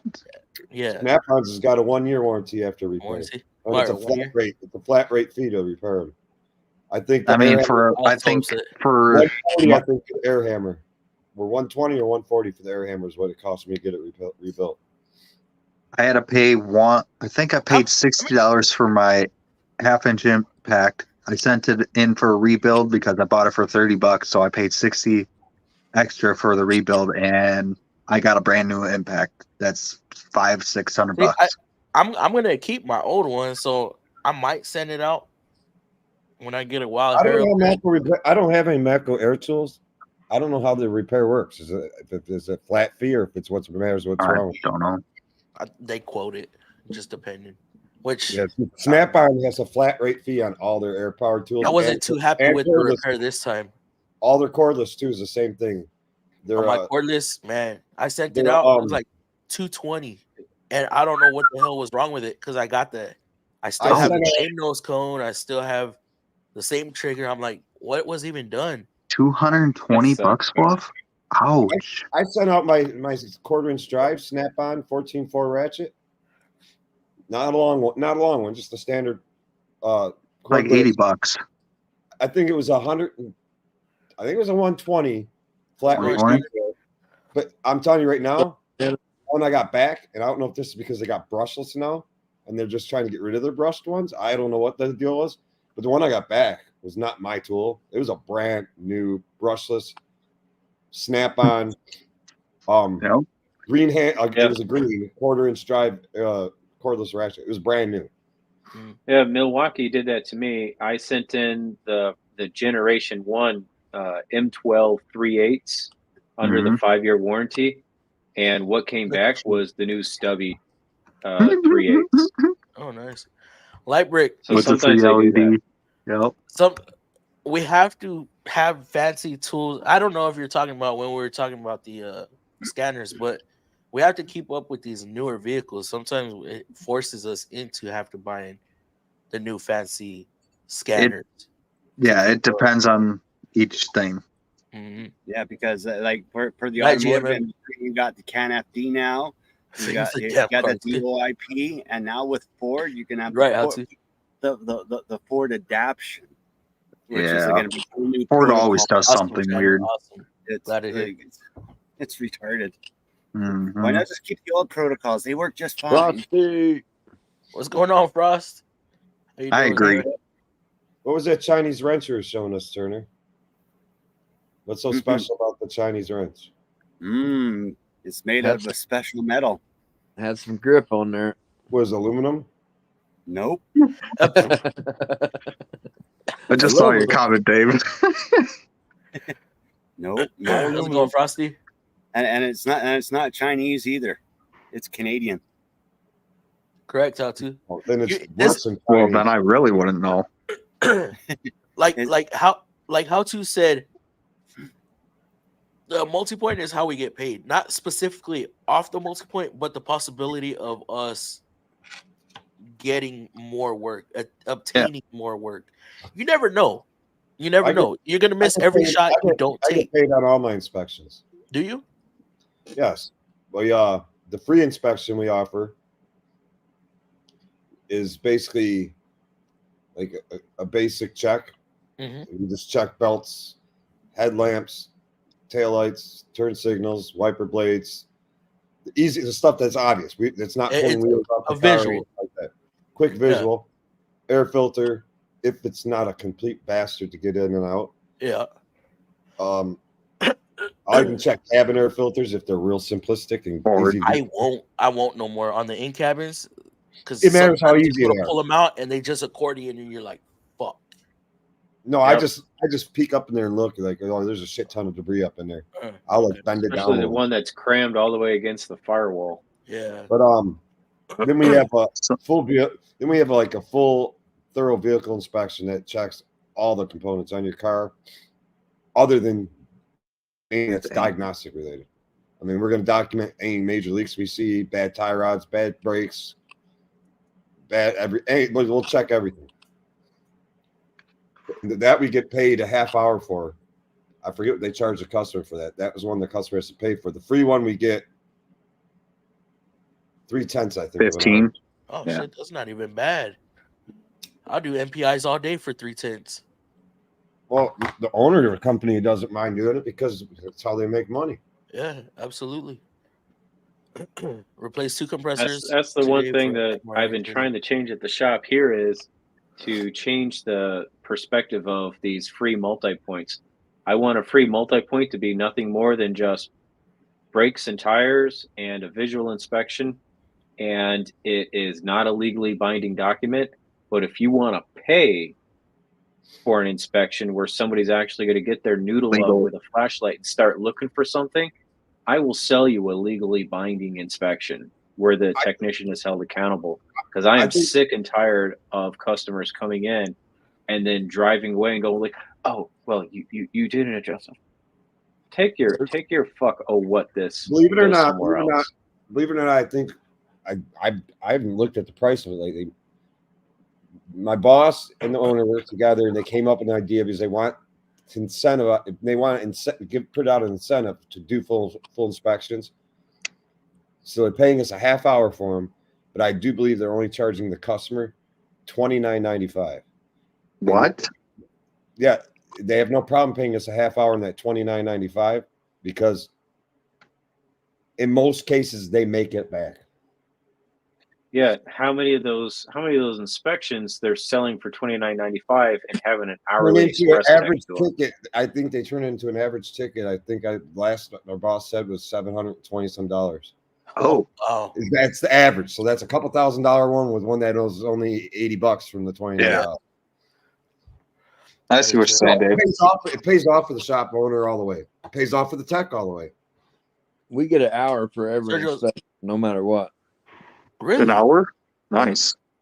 The only thing I would say is a free inspection is if I'm already getting paid for a diagnosis and I look over the car, you know.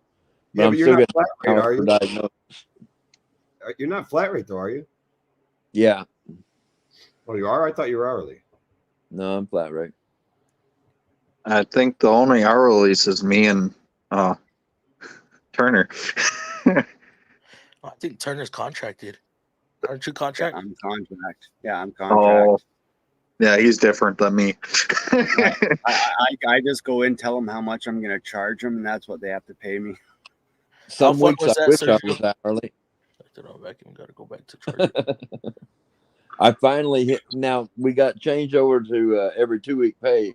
I finally freaking hit over 80 this pay period. I've been running real low for the last month or two. With holiday, I made over 40 hours last week. I was like, oh. Oof. Yeah. Sorry. The week I took off,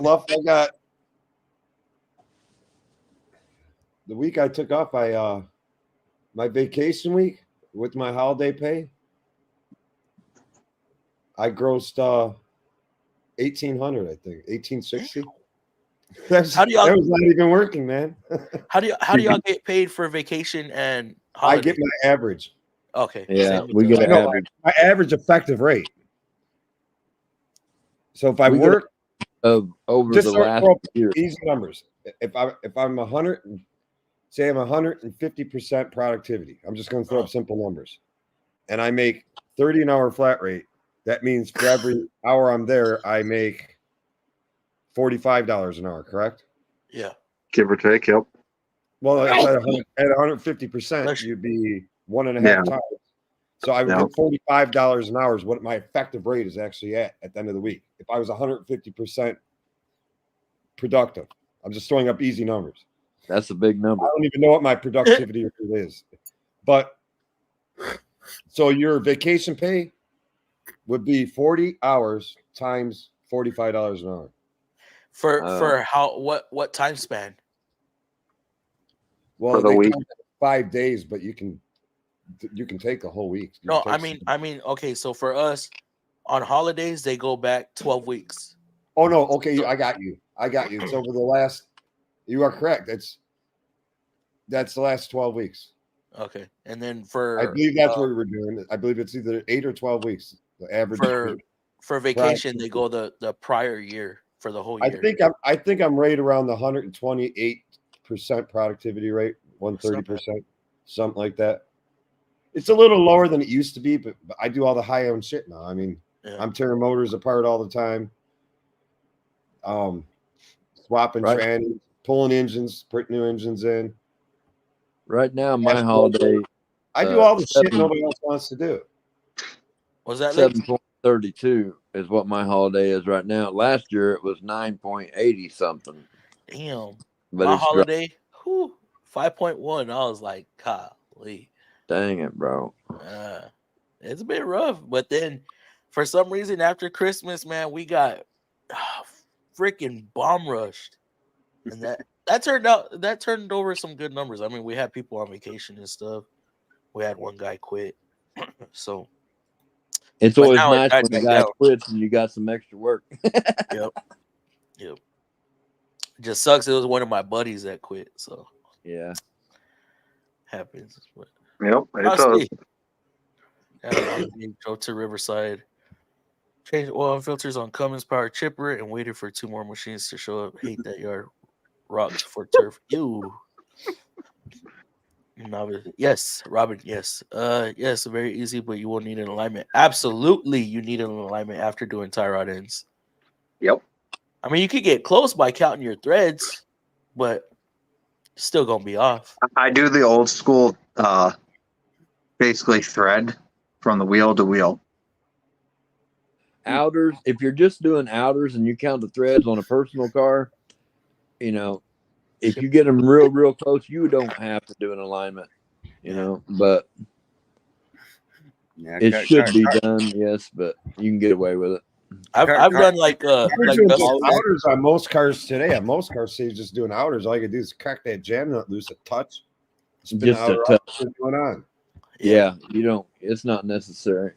There's a such thing as cracking it just a touch up there. Oh yeah. Yeah. Well, it matters. Sometimes that requires a torch and all kinds of other shit too. Yeah.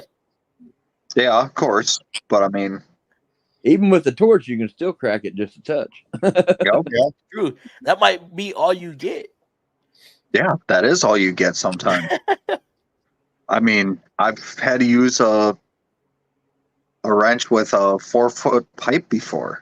Yeah, I've looked at tie rod ends, inners, and outers before, and a car come in for alignment. I said, "Oh hell no, I ain't even fucking with this whole piece of shit." I'll just go up and tell them this thing needs inner and outer tie rods. Well, that's why I had to use the pipe. So rotted out. I'm not going to replace it. It's dangerous at that point to glow the shit that hot. You're changing the metal too much. Yep. I mean, when there's an inch of crust on the threads, I mean, that's a cap. That's what that wrench is made out of. What's it off of, though? It's an axle, probably. It looks awful small for an axle, though. No, that ain't a U-joint cap. 2019 Ford F350 front seat, front U-joint CV. Okay. Oh, that's why I wouldn't know. I don't even know. It covers a little tiny bearing about this big that a little tiny 10 millimeter bolt, like bolt comes through. Screw that. That's what's holding the whole thing on this axle in there. Wow. You're talking about the CV joint bearing? You talking about the little CV joint with the bearing thing? Yeah. Yeah, I know what you're talking about. Weak. Now. That is so weak. Wait till you do a transmission mount on a Frontier 4-wheel drive. Or transmission mount. I meant the engine mount? Transfer case. Oh, Turner probably never see one of those up there. They're aluminum. They don't drive. They What? No, They don't they're drive using front Dodge tires, bolts, bro. eh? They're using Mopar bolts, eh? You ever see Nissans, Turner? Oh yeah. Oh, yeah. Freaking aluminum bolt. That's crazy. I hate aluminum Yeah. bolts. Mortons. I don't Tons of see a lot of Nissan Nissans Morons. here in Michigan. I worked on one for the first time the other day, and it was a Nissan Nice, Rogue. Ross. It was a Yeah. Nissan Rogue. That 2018 Nissan Rogue that paid 4.8 hours labor. I even double checked the labor on that shit. I actually called the dealership, and they told me it was 4.6. My shit showed 4.8. Dude, that thing took me 35 minutes to change that radiator. You didn't have to take the bumper off, right? No, I just unpopped the little freaking plastic grill thing out, took some shit off the top, took the top core The support two off, bolts for holding it in. fan out of And the way, put the radiator out, Right out. took the condenser off the radiator, slam bam, thinking, man, I threw it all back together. 45 minutes. Yep. I paid 4.8. I'm like, this is wrong. I think because you have to take you're supposed to. If you take read the condenser instructions, it tells you to take the fender well out on the left there side of you the go. car, in the Take fender the well. off, take this off. It tells you to take the battery and the battery tray out. It tells you to take the lower core support off. And I'm like, why the fuck would I take all that off? It snuck right out. There's No some problem. there's some weird stuff like that too. We got one on Subaru, and they'll say that the customer pay Outback replacement for radiators is like 2.8 hours, and I'll be like, because they want you to take the whole front end of the car off and do it oh, nice that's and pretty. stupid. And we go, our guy, the way that I do it, and I don't teach anybody this, but I'll be like, there's a piece of metal flashing that goes right over top of the radiator core support. I'll be like, how much is that? $30? Okay, we're destroying that, and that's coming out. And then the radiator comes out. You put the new radiator in, clip up all your hoses, put your new $30 piece of trim in, and I don't care if I pay for it. It lays in brand new. See, I had it has nothing but one-way It's clips. just like I don't know if how to automotive is still really out. clips. But the Chevy Silverados, Tahoes, all the full-size GM trucks Just bolts. from like Two 2000 Making wrenches there. from like 2007 or 8 or whatever, all the way up to 2018. Okay. The condensers used to pay like 4 hours or something to change. They used to pay 6, bro. They used to pay 6. Something like that, right? Everybody knew if you scooted, if you loosened up the radiator and did this, you could push it forward enough, and you could. Sometimes it helped to have a second set of hands.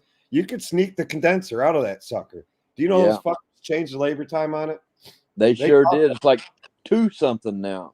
I think it's a 1.8 now. They fucked us good on our Dude, it is crazy how. That's because the dealer techs under warranty were doing it. They were probably getting like 3.5 hours under warranty to do it. When it was a customer pay was pushing 6 hours. But that somehow or another it hit the aftermarket. All data, Chilton's, Mitchell, all them caught on. They changed all their labor time on it too. Dude, last one come in, I did. I was like, all right, I'm gonna take this one, man. 6 hours, freaking 2 hours. I was like, oh my freaking. Then you look at it, you're like, wait a minute, there's just something fucking wrong. Then you went and looked it up, right, and saw they changed. Yeah, I it. did, and they changed it. I was like, them bastards. Because every one of them, There's another good gravy job out there that hasn't been fixed yet, and it's on the Honda Pilots. If you do an upper oil pan, which is the one that goes right to the block, that's a 13-hour job, but you can do it in like 2.5 hours because they're paying you to pull the engine, and all you have to do is use a traversing engine stand for the top of the engine, and you just let that bitch hang, and you do all the work from the bottom. I did an oil pan on a 05 or 04 Ford 4.2 liter the other day, and it paid 10 something, said pull engine, but I just cracked it down and turned it sideways, got it all cleaned up. Well, I didn't do that. You know what fucked us on those condensers? GM, and this GM should get sued on this. And there is a class action lawsuit going, but GM actually extended the warranty on those condensers because they knew where it was cracking in the same spot, and it's family, they were all leaking in the same freaking spot. And their fix was they put some bullshit up against it to, I think, cut vibration down. I don't know, but it's like a plastic tinfoil looking shit. They have. Right.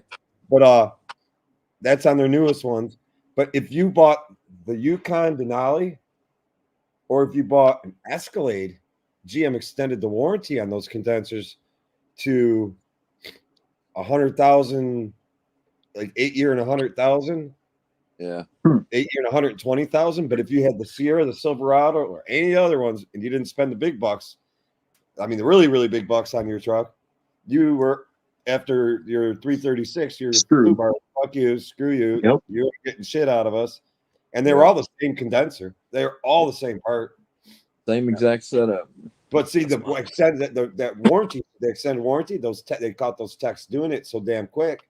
And that's how it got let it out of the bag that, hey, because these things weren't failing at 36,000 miles. They're failing like between 50 and 80.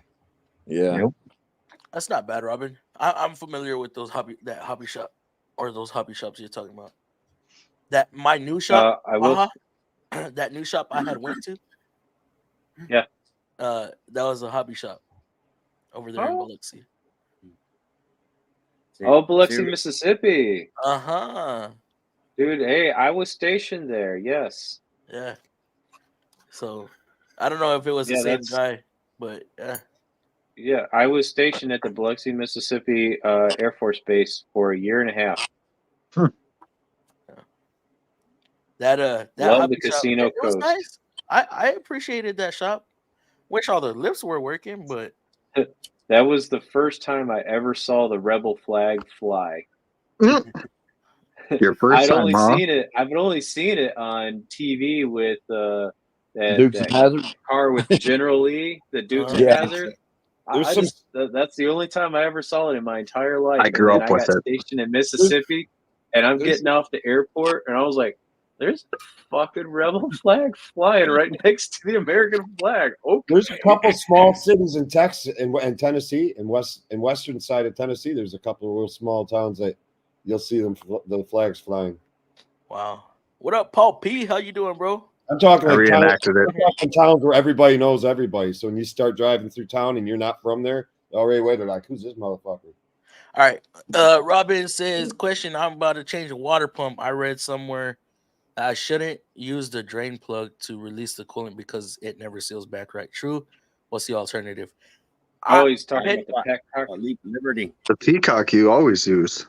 That's what I've always done. That Peacock has a double O-ring. It has a double O-ring in it. When you put it back in, that one of the O-rings Kevin must be in backstage. Lines up. Is Kevin backstage, Fluff? Oh, it's a Jeep Liberty. I don't know if I have the Peacock.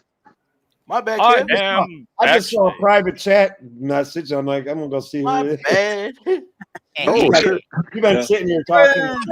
I was wondering why. Sorry, Only about 5 minutes. Like, what the hell, Fluff? Yeah, You looking at but the screen? let me. I do want to add. We talked about those Chevrolet class action lawsuit to our audience. If you actually have a Chevrolet with deactivating cylinders and you have not signed up for the class action lawsuit, do it now. Do it now. I was like, you may not get paid. You're probably not going to get any money, but what's going to happen is you're going to get instructions on how to get your engine fixed. It's going to get you an extended warranty. I have that on And my truck. if you try and claim anything after the lawsuit's over, you're fucked. I mean, Transverses were known for it. All those SUVs. They're going back to like day one on it. Are they really? So they're going back to 2014. Interesting. Yes. I have the active fuel management on my truck. My Silverado has it. But I have a 2018. And the techs I know that work for GM dealers say that most likely I won't have a problem. That was the only year that GM got the right supplier and the right this and the right that and everything was going right. That they hardly ever seen a 2018. Yeah, I didn't hear much on the 18s. It was 16, 17, 15, 14. I said, just make sure you change your oil all the time, which he knows I do. And he says, you'll probably be just fine with it. I got 86,000 miles on it. I'm fine still. Robin, I'm still riding the original brakes in my truck. Robin, what year is that vehicle? Because I do something. I don't hardly ever drain from the petcock or the little drain plug on the radiator. What I'll normally do, depending on the year of the vehicle, because I'm afraid of that also, where it won't seal back up or it strips. I do. Fuck it. I'll pull the lower radiator hose. Use some PB Blast on there. Spray some PB Blast in there. Crack it loose just a little bit. Spray some more. Tighten it back up, and then you can back it back out. On the RTV the plastic fuck out of radiators? it. On your cockpit, yeah. Uh, Because all it's doing is that rubber gasket in there is getting stuck in there, you know. yeah. It's getting Right. bound up, binded. But They have the us people- now they replacing got, them. they got two little rubber seals and one disappears. Never used one, Jason. Now, Anthony from How to Auto says they lied. He does 18 Silverados all day with the active fuel management. Now, I do have this is a valid point I'm going to bring up.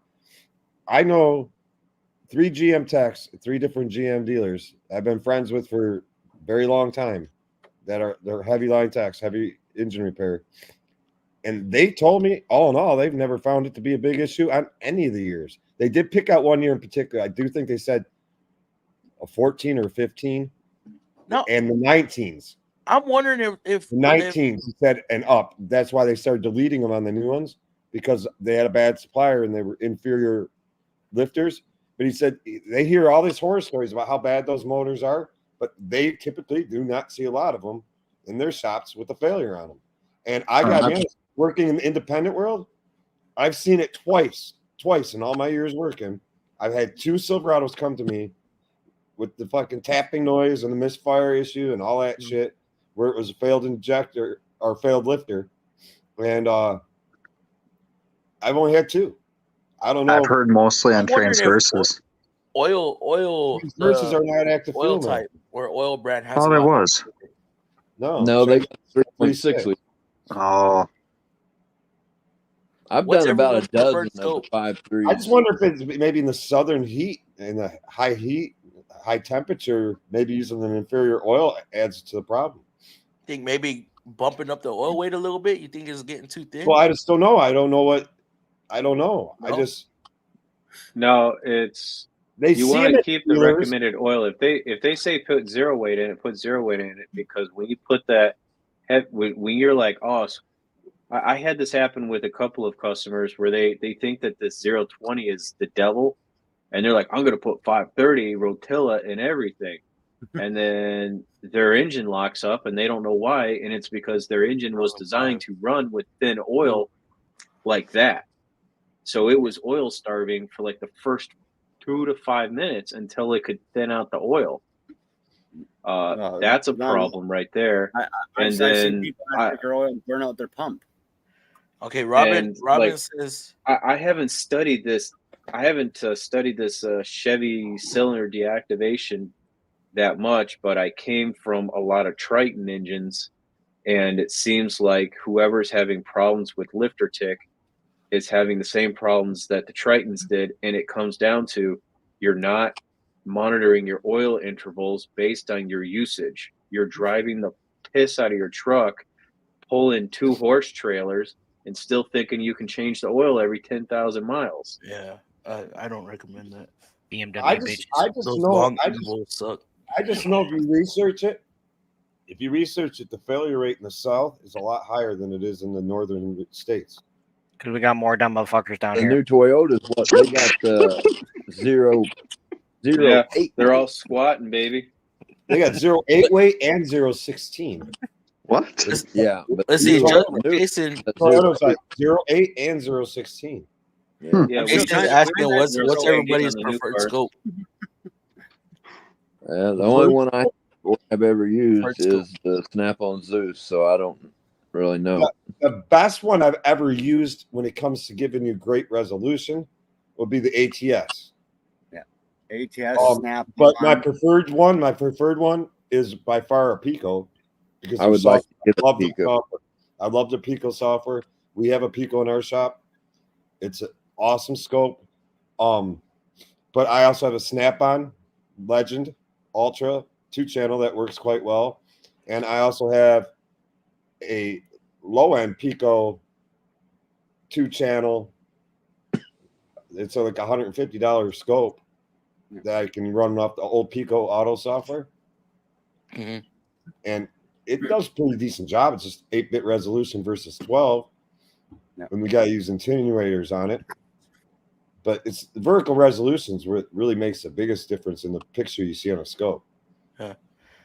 So No, the higher Kevin- resolution, the better the picture you're going to see. So Pico's a 12-bit, ATS is a 16. I've only used the old Snap-on one that was from like 2014, and that thing had horrible Same. picture. Mine was off of the Modus Ultra. It was a little small handheld version. Yeah. That I'll Hentech, plug that's this the one. 8-channel, right? Hey Dave, Yeah. do you still on your Genesis with your old Genesis, the And that Evo? one's Do you like- still have the scope for that So- one? 100. This I don't one's have this the one's scope yet. $200. No, I don't have the scope package. I don't have the scope package on old Genesis. The 200 resolution on that baby. Oh, that was minty not. What do you think of that Hantech? Dude, I it like works. That It works. Hantech Yeah. good. It's That 12 Hantech, you version. got to get the automotive That version, sucks. which is the 6074 Bravo Echo.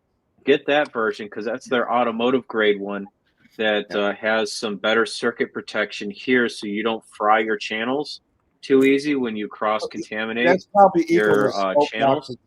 That's probably equal to the But, scope boxes that come with the.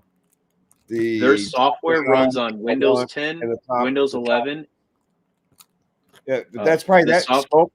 That scope you got right there, that 4-channel scope. Is that a 4-channel? Yes, sir.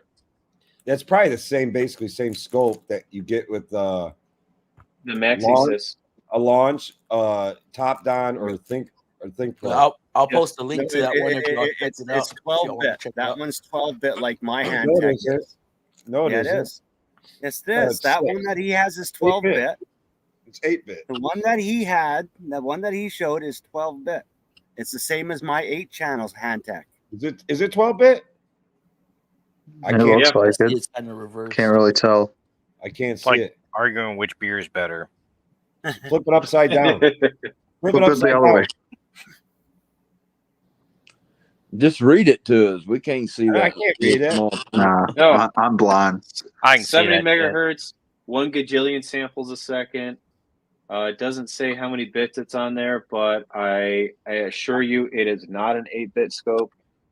I The researched only, all the Antec products. I didn't find anything that wasn't 8-bit. but I know Mine that mine's 12-bit.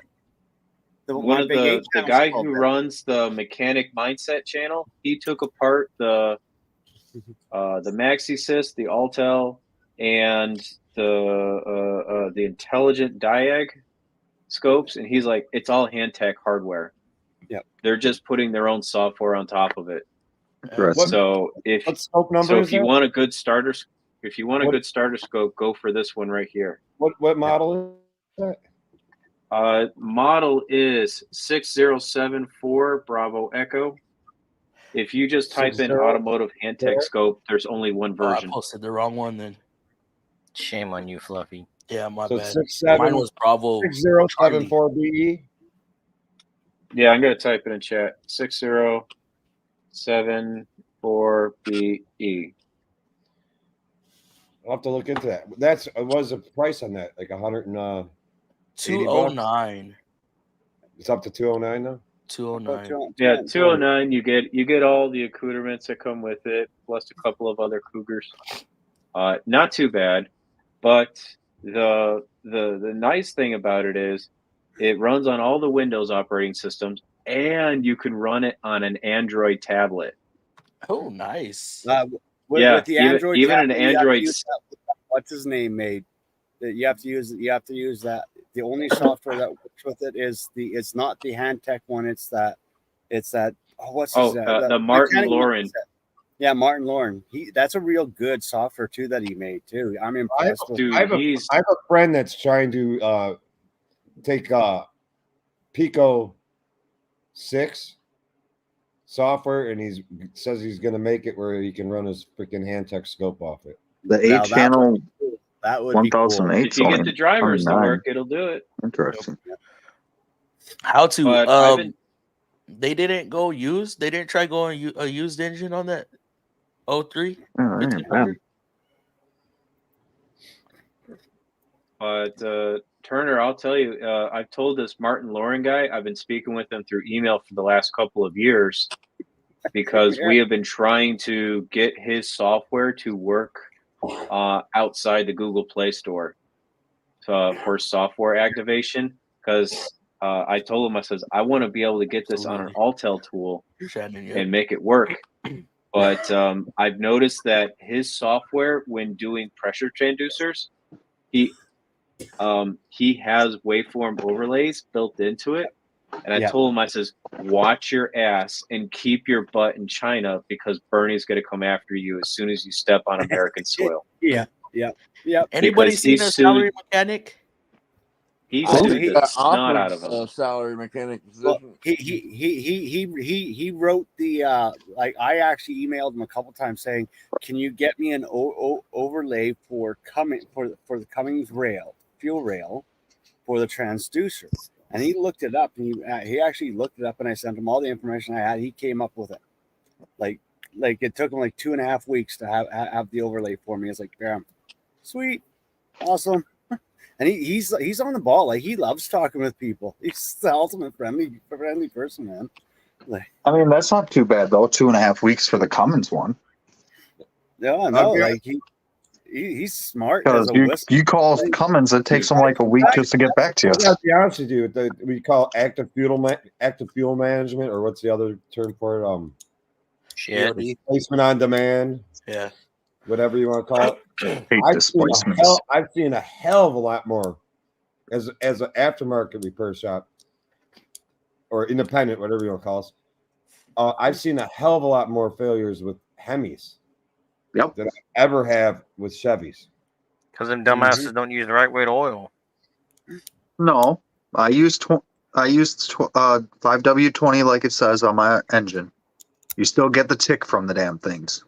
Oh no, I was talking about the MDS is failing. Oh yeah. Yeah, I've had a lot more failures with Hemi motors than I've seen on GMs. What the hell is MDS? Multi displacement system. Yeah, it's stupid as hell. They all have Drops you from 8 to 4 when you're in city. It shuts off half the cylinders while you're cruising at 60, 70. Active fuel management, NDS, they're all the same fucking technology. Damn, Frost. All right. Yep. Frosty got a raise. And it also has a stupid sensor that if it fails, it'll screw up one of the freaking management systems too. What about the newest engines that they're designing where there's not going to be a camshaft and lifters and push rods or any of that shit in it? It's all going to be. You mean the one that Floppy showed us?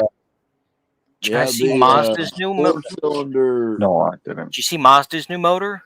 Which one? The 2-stroke. No, I heard about that. Dude, I watched a video on that. That's badass. It's taking 2-stroke technology and using. So basically, we're going to have snowmobile engines. Yeah, pretty much. Okay. Yeah, that's all you have to think. The new 2.4 multi-airs they're already all run off of solenoids. Huh? Easy. Yeah. The ones they don't have an exhaust cam.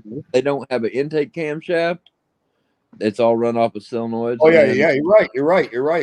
They got that. That's a brick that is out brick, there, right? Yeah, I put a brick in one next week. Did you use special tools or no? The other shop that we just combined with says they have the tool, so I'm going to use it. But the video show you can do it without the tool.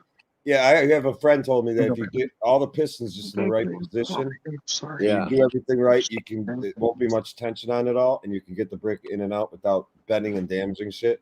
And he uses a screwdriver. To push down the valve springs. He uses like a screwdriver, and he's able to like compress the valve springs and sneak the rockers in and out and stuff. But I just was told it's a hell of a lot easier if you have that special tool. Well, because it's my first one, I'm definitely going to use the tool. I mean, in reality, the 2-stroke thing wouldn't be a bad idea. In reality, because we've all seen people actually use snowmobile engines in small cars. Keyword small cars in that regard. And they don't do too bad. It's a lot of hand making everything to work. I think they're using it for like some sort of EV generator. Really? Right. That's interesting. Yes. That's what I like heard. hybrid type deal, right? Yep.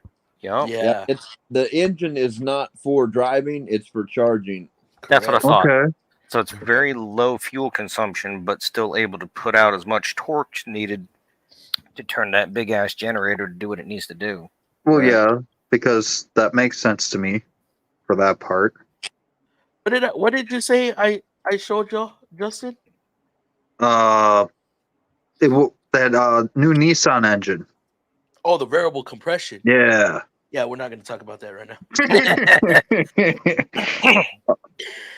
Yeah, if y'all keep up with the news, y'all know there's some things going on with that. Oh, I already know. It ain't working out very good. What's Mm-mm. new? New technology, 2.0 there's and always going to be 1.5. crazy stuff. Concept is good. The The motive mechanical behind it side sounds ain't. good, but yeah, it's Well, they'll get a revision in there and get it lined out at some point. yeah. So 5 years down y'all, the road. y'all hear what's happening to Cummins for the lawsuit that they're getting or their fine that they just got? I heard about it. The On emissions Huge stuff. fine they got. Oh, they're getting fucking hit. The Volkswagen Because thing is happening to them. Volkswagen? Yeah, the emissions, the Volkswagen emissions scandal, it's happening to Cummins now. Yep. All right, Cummins is going to get hammered. Yeah, but Cummins just Cummins took don't care. like $1 million bill and went. Here you Yeah, go. exactly. Exactly. Because the diesel engines alone, they make hundreds of millions off those things all the time. Frosty, those teeth look aggressive. Hey, Turner, hold up that wrench one more time.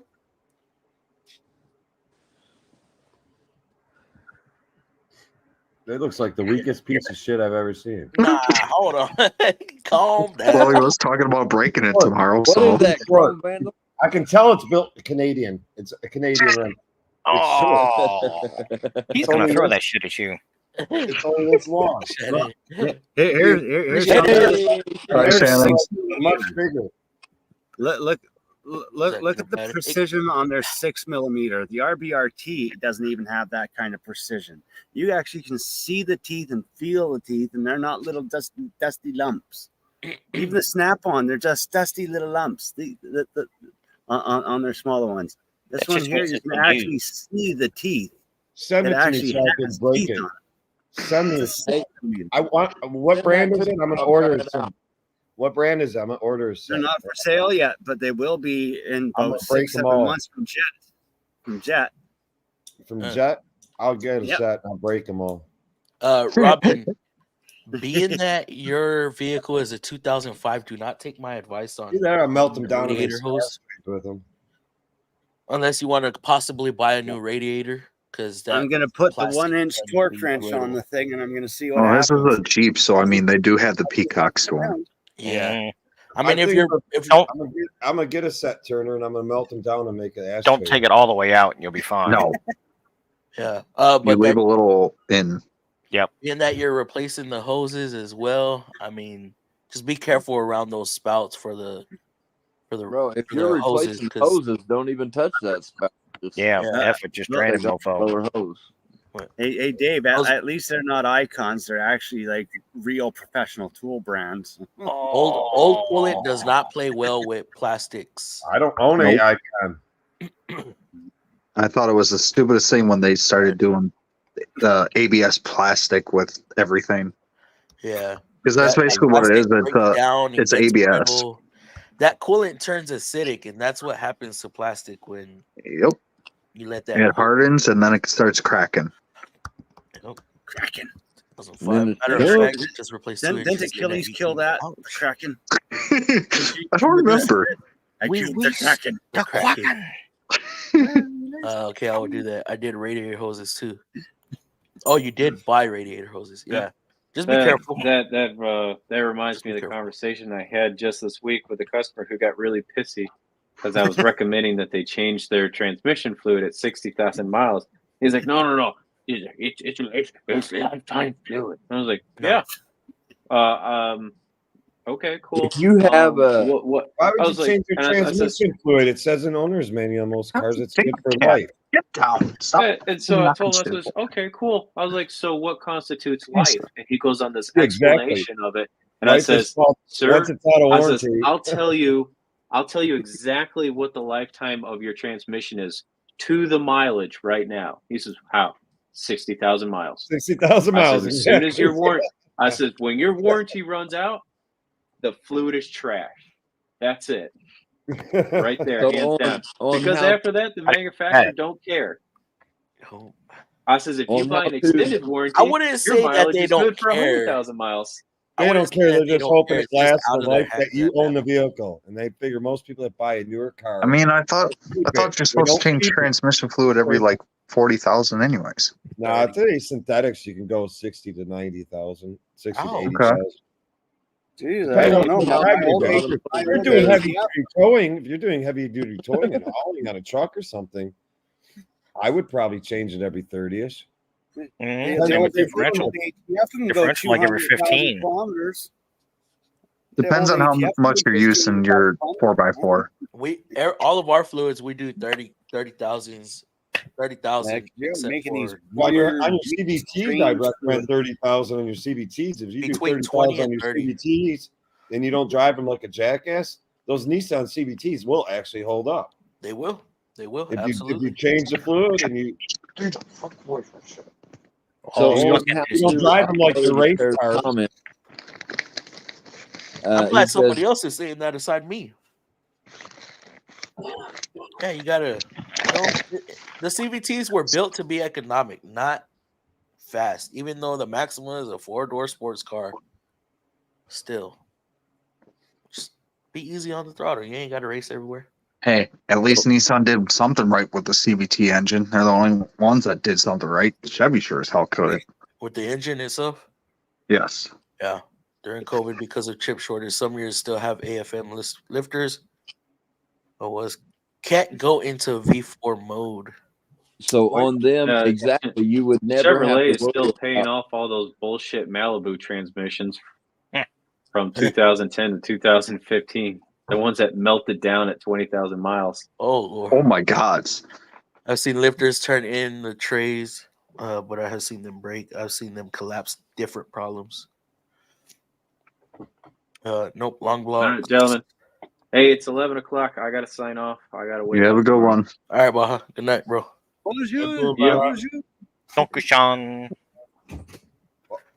Now, since Hotz is still listening to this, I'm curious to comment on this one.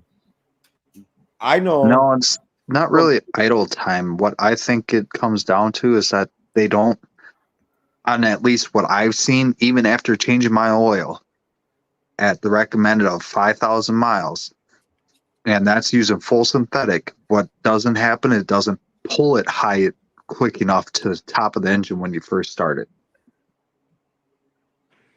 Well, that's going to be. I just wonder if Hotz startup sees is always a lot going to of be the failure. most.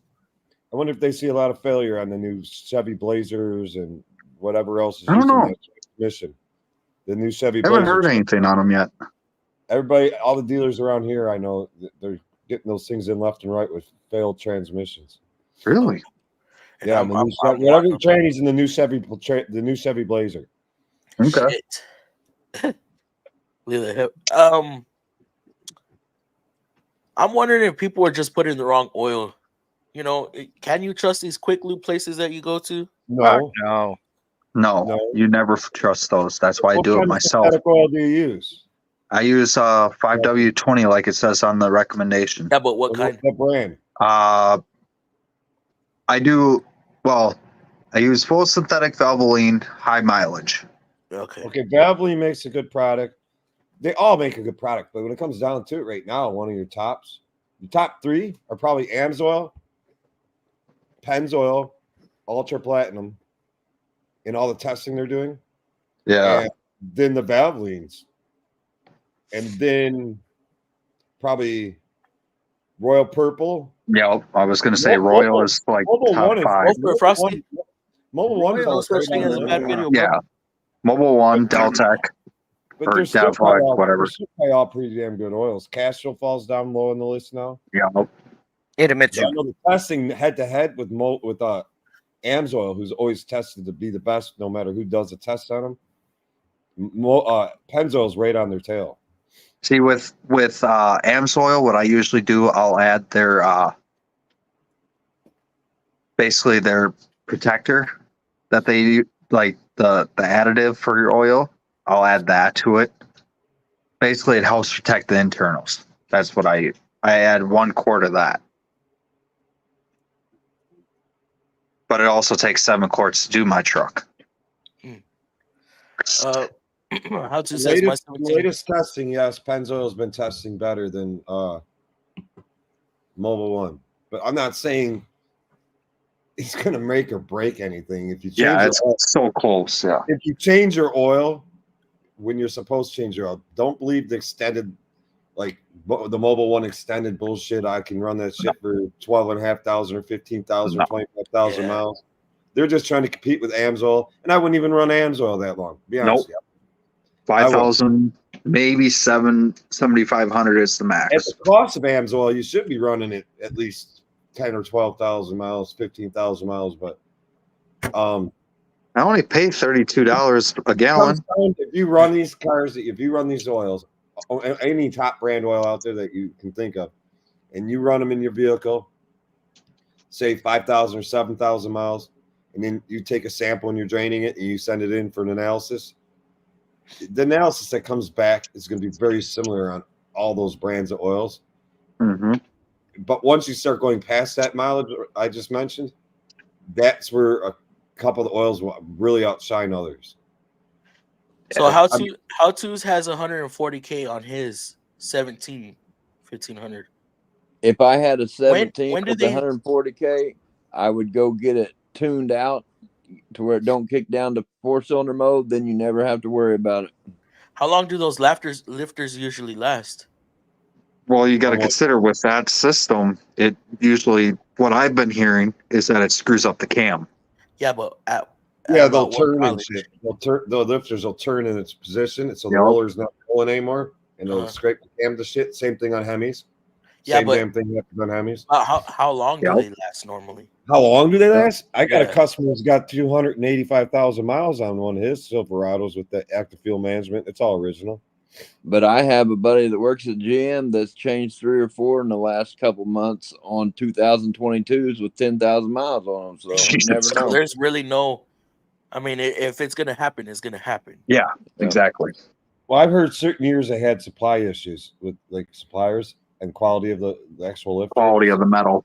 The newer ones, I'll tell you, if you got anything with 2019 plus that's got active fuel management on it, those are the shittiest of them all. And then the early ones were really shitty. And guys, I was told the middle was the best, but guys, all you can do is blame your manufacturers. EPA. Just say it. They don't always look for quality. You know, one year say 2016 GM, or even say I'm just throwing Chrysler into anybody. They get this lifter from. I'm just gonna throw up a fucking company's name. I don't know who builds lifters. But say they're getting a supply from Borg Warner.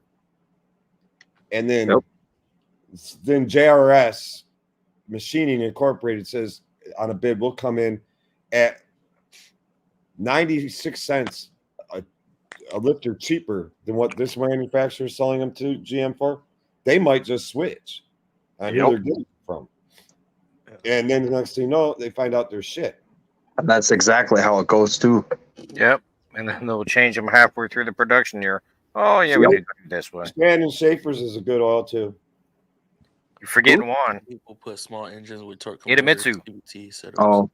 Small trucks with manual transmissions. Dave, don't you like Idemitsu motor? Huh. Guess not. What? Idemitsu. What the hell is that? Your factory oil for your Nissan. Oh, I felt like a bad mechanic today. Why? What's new? Did you guys see that short I did on the 18 Kia Soul with the transmission stick shift? That it broke the pressure plate and just freaking shattered everything. Holy shit! No, I didn't see that. I saw something broken, but I did not see the whole thing because I was in between something. And the shaft that comes out where the oh shoot, I had a brain fart. The pilot, not pilot bearing, but the Turner bounce off.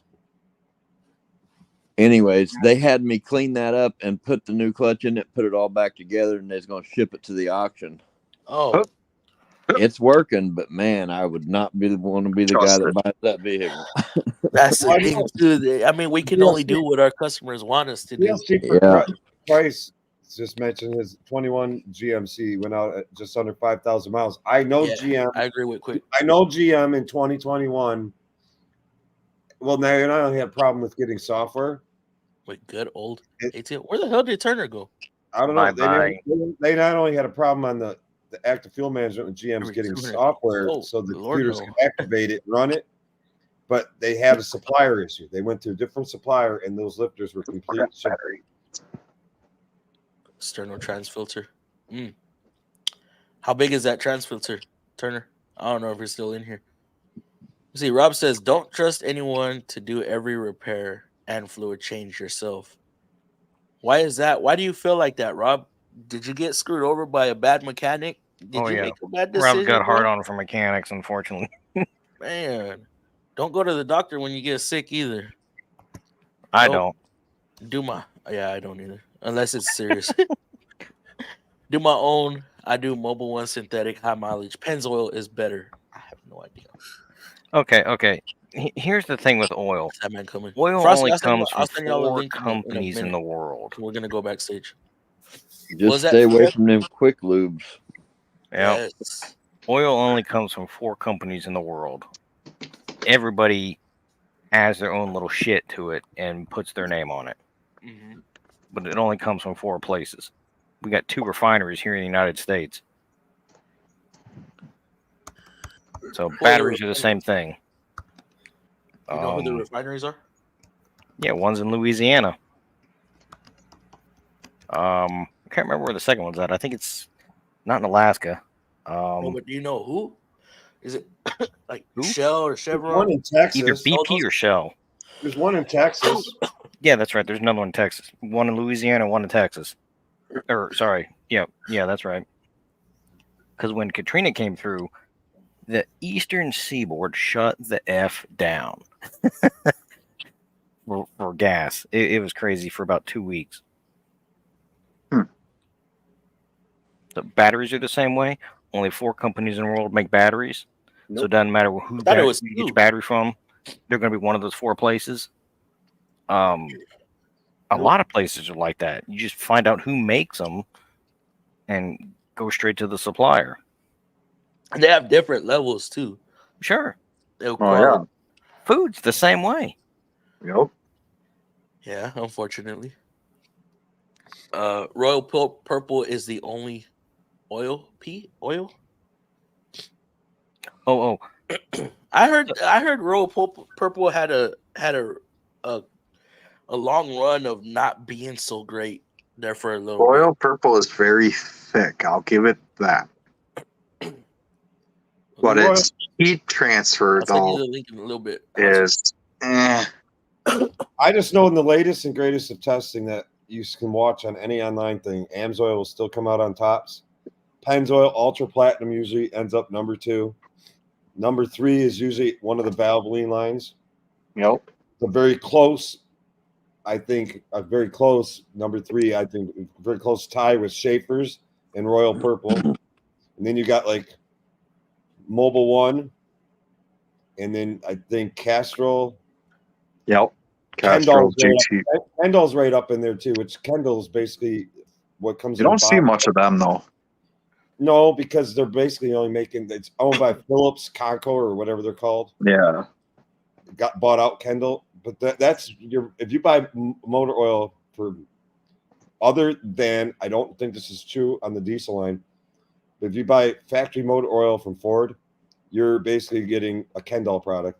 If you buy factory oil from Mopar, you're getting a Pennzoil product. If you buy factory oil from General Motors, you're getting a Mobil product. Because General Motors signed Honda and Nissan are Idemitsu. Yeah, because they signed. I can only tell you this because I know who these companies sign contracts with. Right. And I know for Detroit, it's usually Mobile. GM signed a 10-year deal with Mobil. Ford signed a big deal with Phillips / whatever it's called, Conco or Conkio or BMW did have nothing but mobile for a while. They signed contracts with them, but they're all great oils. The most important thing is, I think we can all agree on this. You got to change it. Yeah. Yes, absolutely. DLC, he hadn't even done his first oil change yet. Was it 5,000 or was it a little? Don't use some bullshit dollar store fucking oil filter either. There's only a few oil filter manufacturers, but there is such thing as a shitty oil filter. Yep. Yes, there is. Even though they may be made by the same company that makes the higher quality oil filter. It's like all your factory oil filters for the most part are made by either Purelator / Champ or Man, which I think that's all the same freaking company. Yeah. Yeah. What car is that, Shannon? Most factory oil filters are all made by the same couple companies. And it all depends on, like, me, I usually go with the Wix is better quality. Wix Turner, is you got some hairy shit going on there, dude. Mm-hmm. Your cat or your dog, or any other.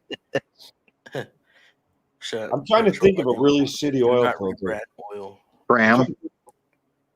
Fram used to be horrible. Fram and Wix have been the two worst that I've ever dealt with. Wix is a good quality filter. Now I'm talking about like earlier, like 20 years ago. Wix. If you went to buy Vice Grip with the Wix. Who? Vice Grip Garage. Oh. If you went to buy an oil filter today, I don't know where you would buy an oil filter that would be an inferior piece of shit. I'm trying to think of the brand or name on one. I don't know anymore. Fram is probably the lowest. Even your Walmart brand oil is a good oil. It's actually just a rebranded. Just an off-brand. Yeah. It doesn't have all some of the cool shit in there. I forget whose oil it actually is that's thrown into those bottles with the Walmart name on it. Google and the Amazon oil is not a bad oil. The Kirkland oil is an impressive oil for the Kirkland oil. I forget which one that is too. That's another one. That's from Costco, right? Yeah, that's made by the same company that is making the Ford stuff. That's probably like a Kendall product then. Yeah, Kendall. That's who makes it. Kendall makes it. Well, it's not Kendall. It's owned by Phillips something or another. Phillips S. Conco or whatever the name of that corporation is that bought Kendall out.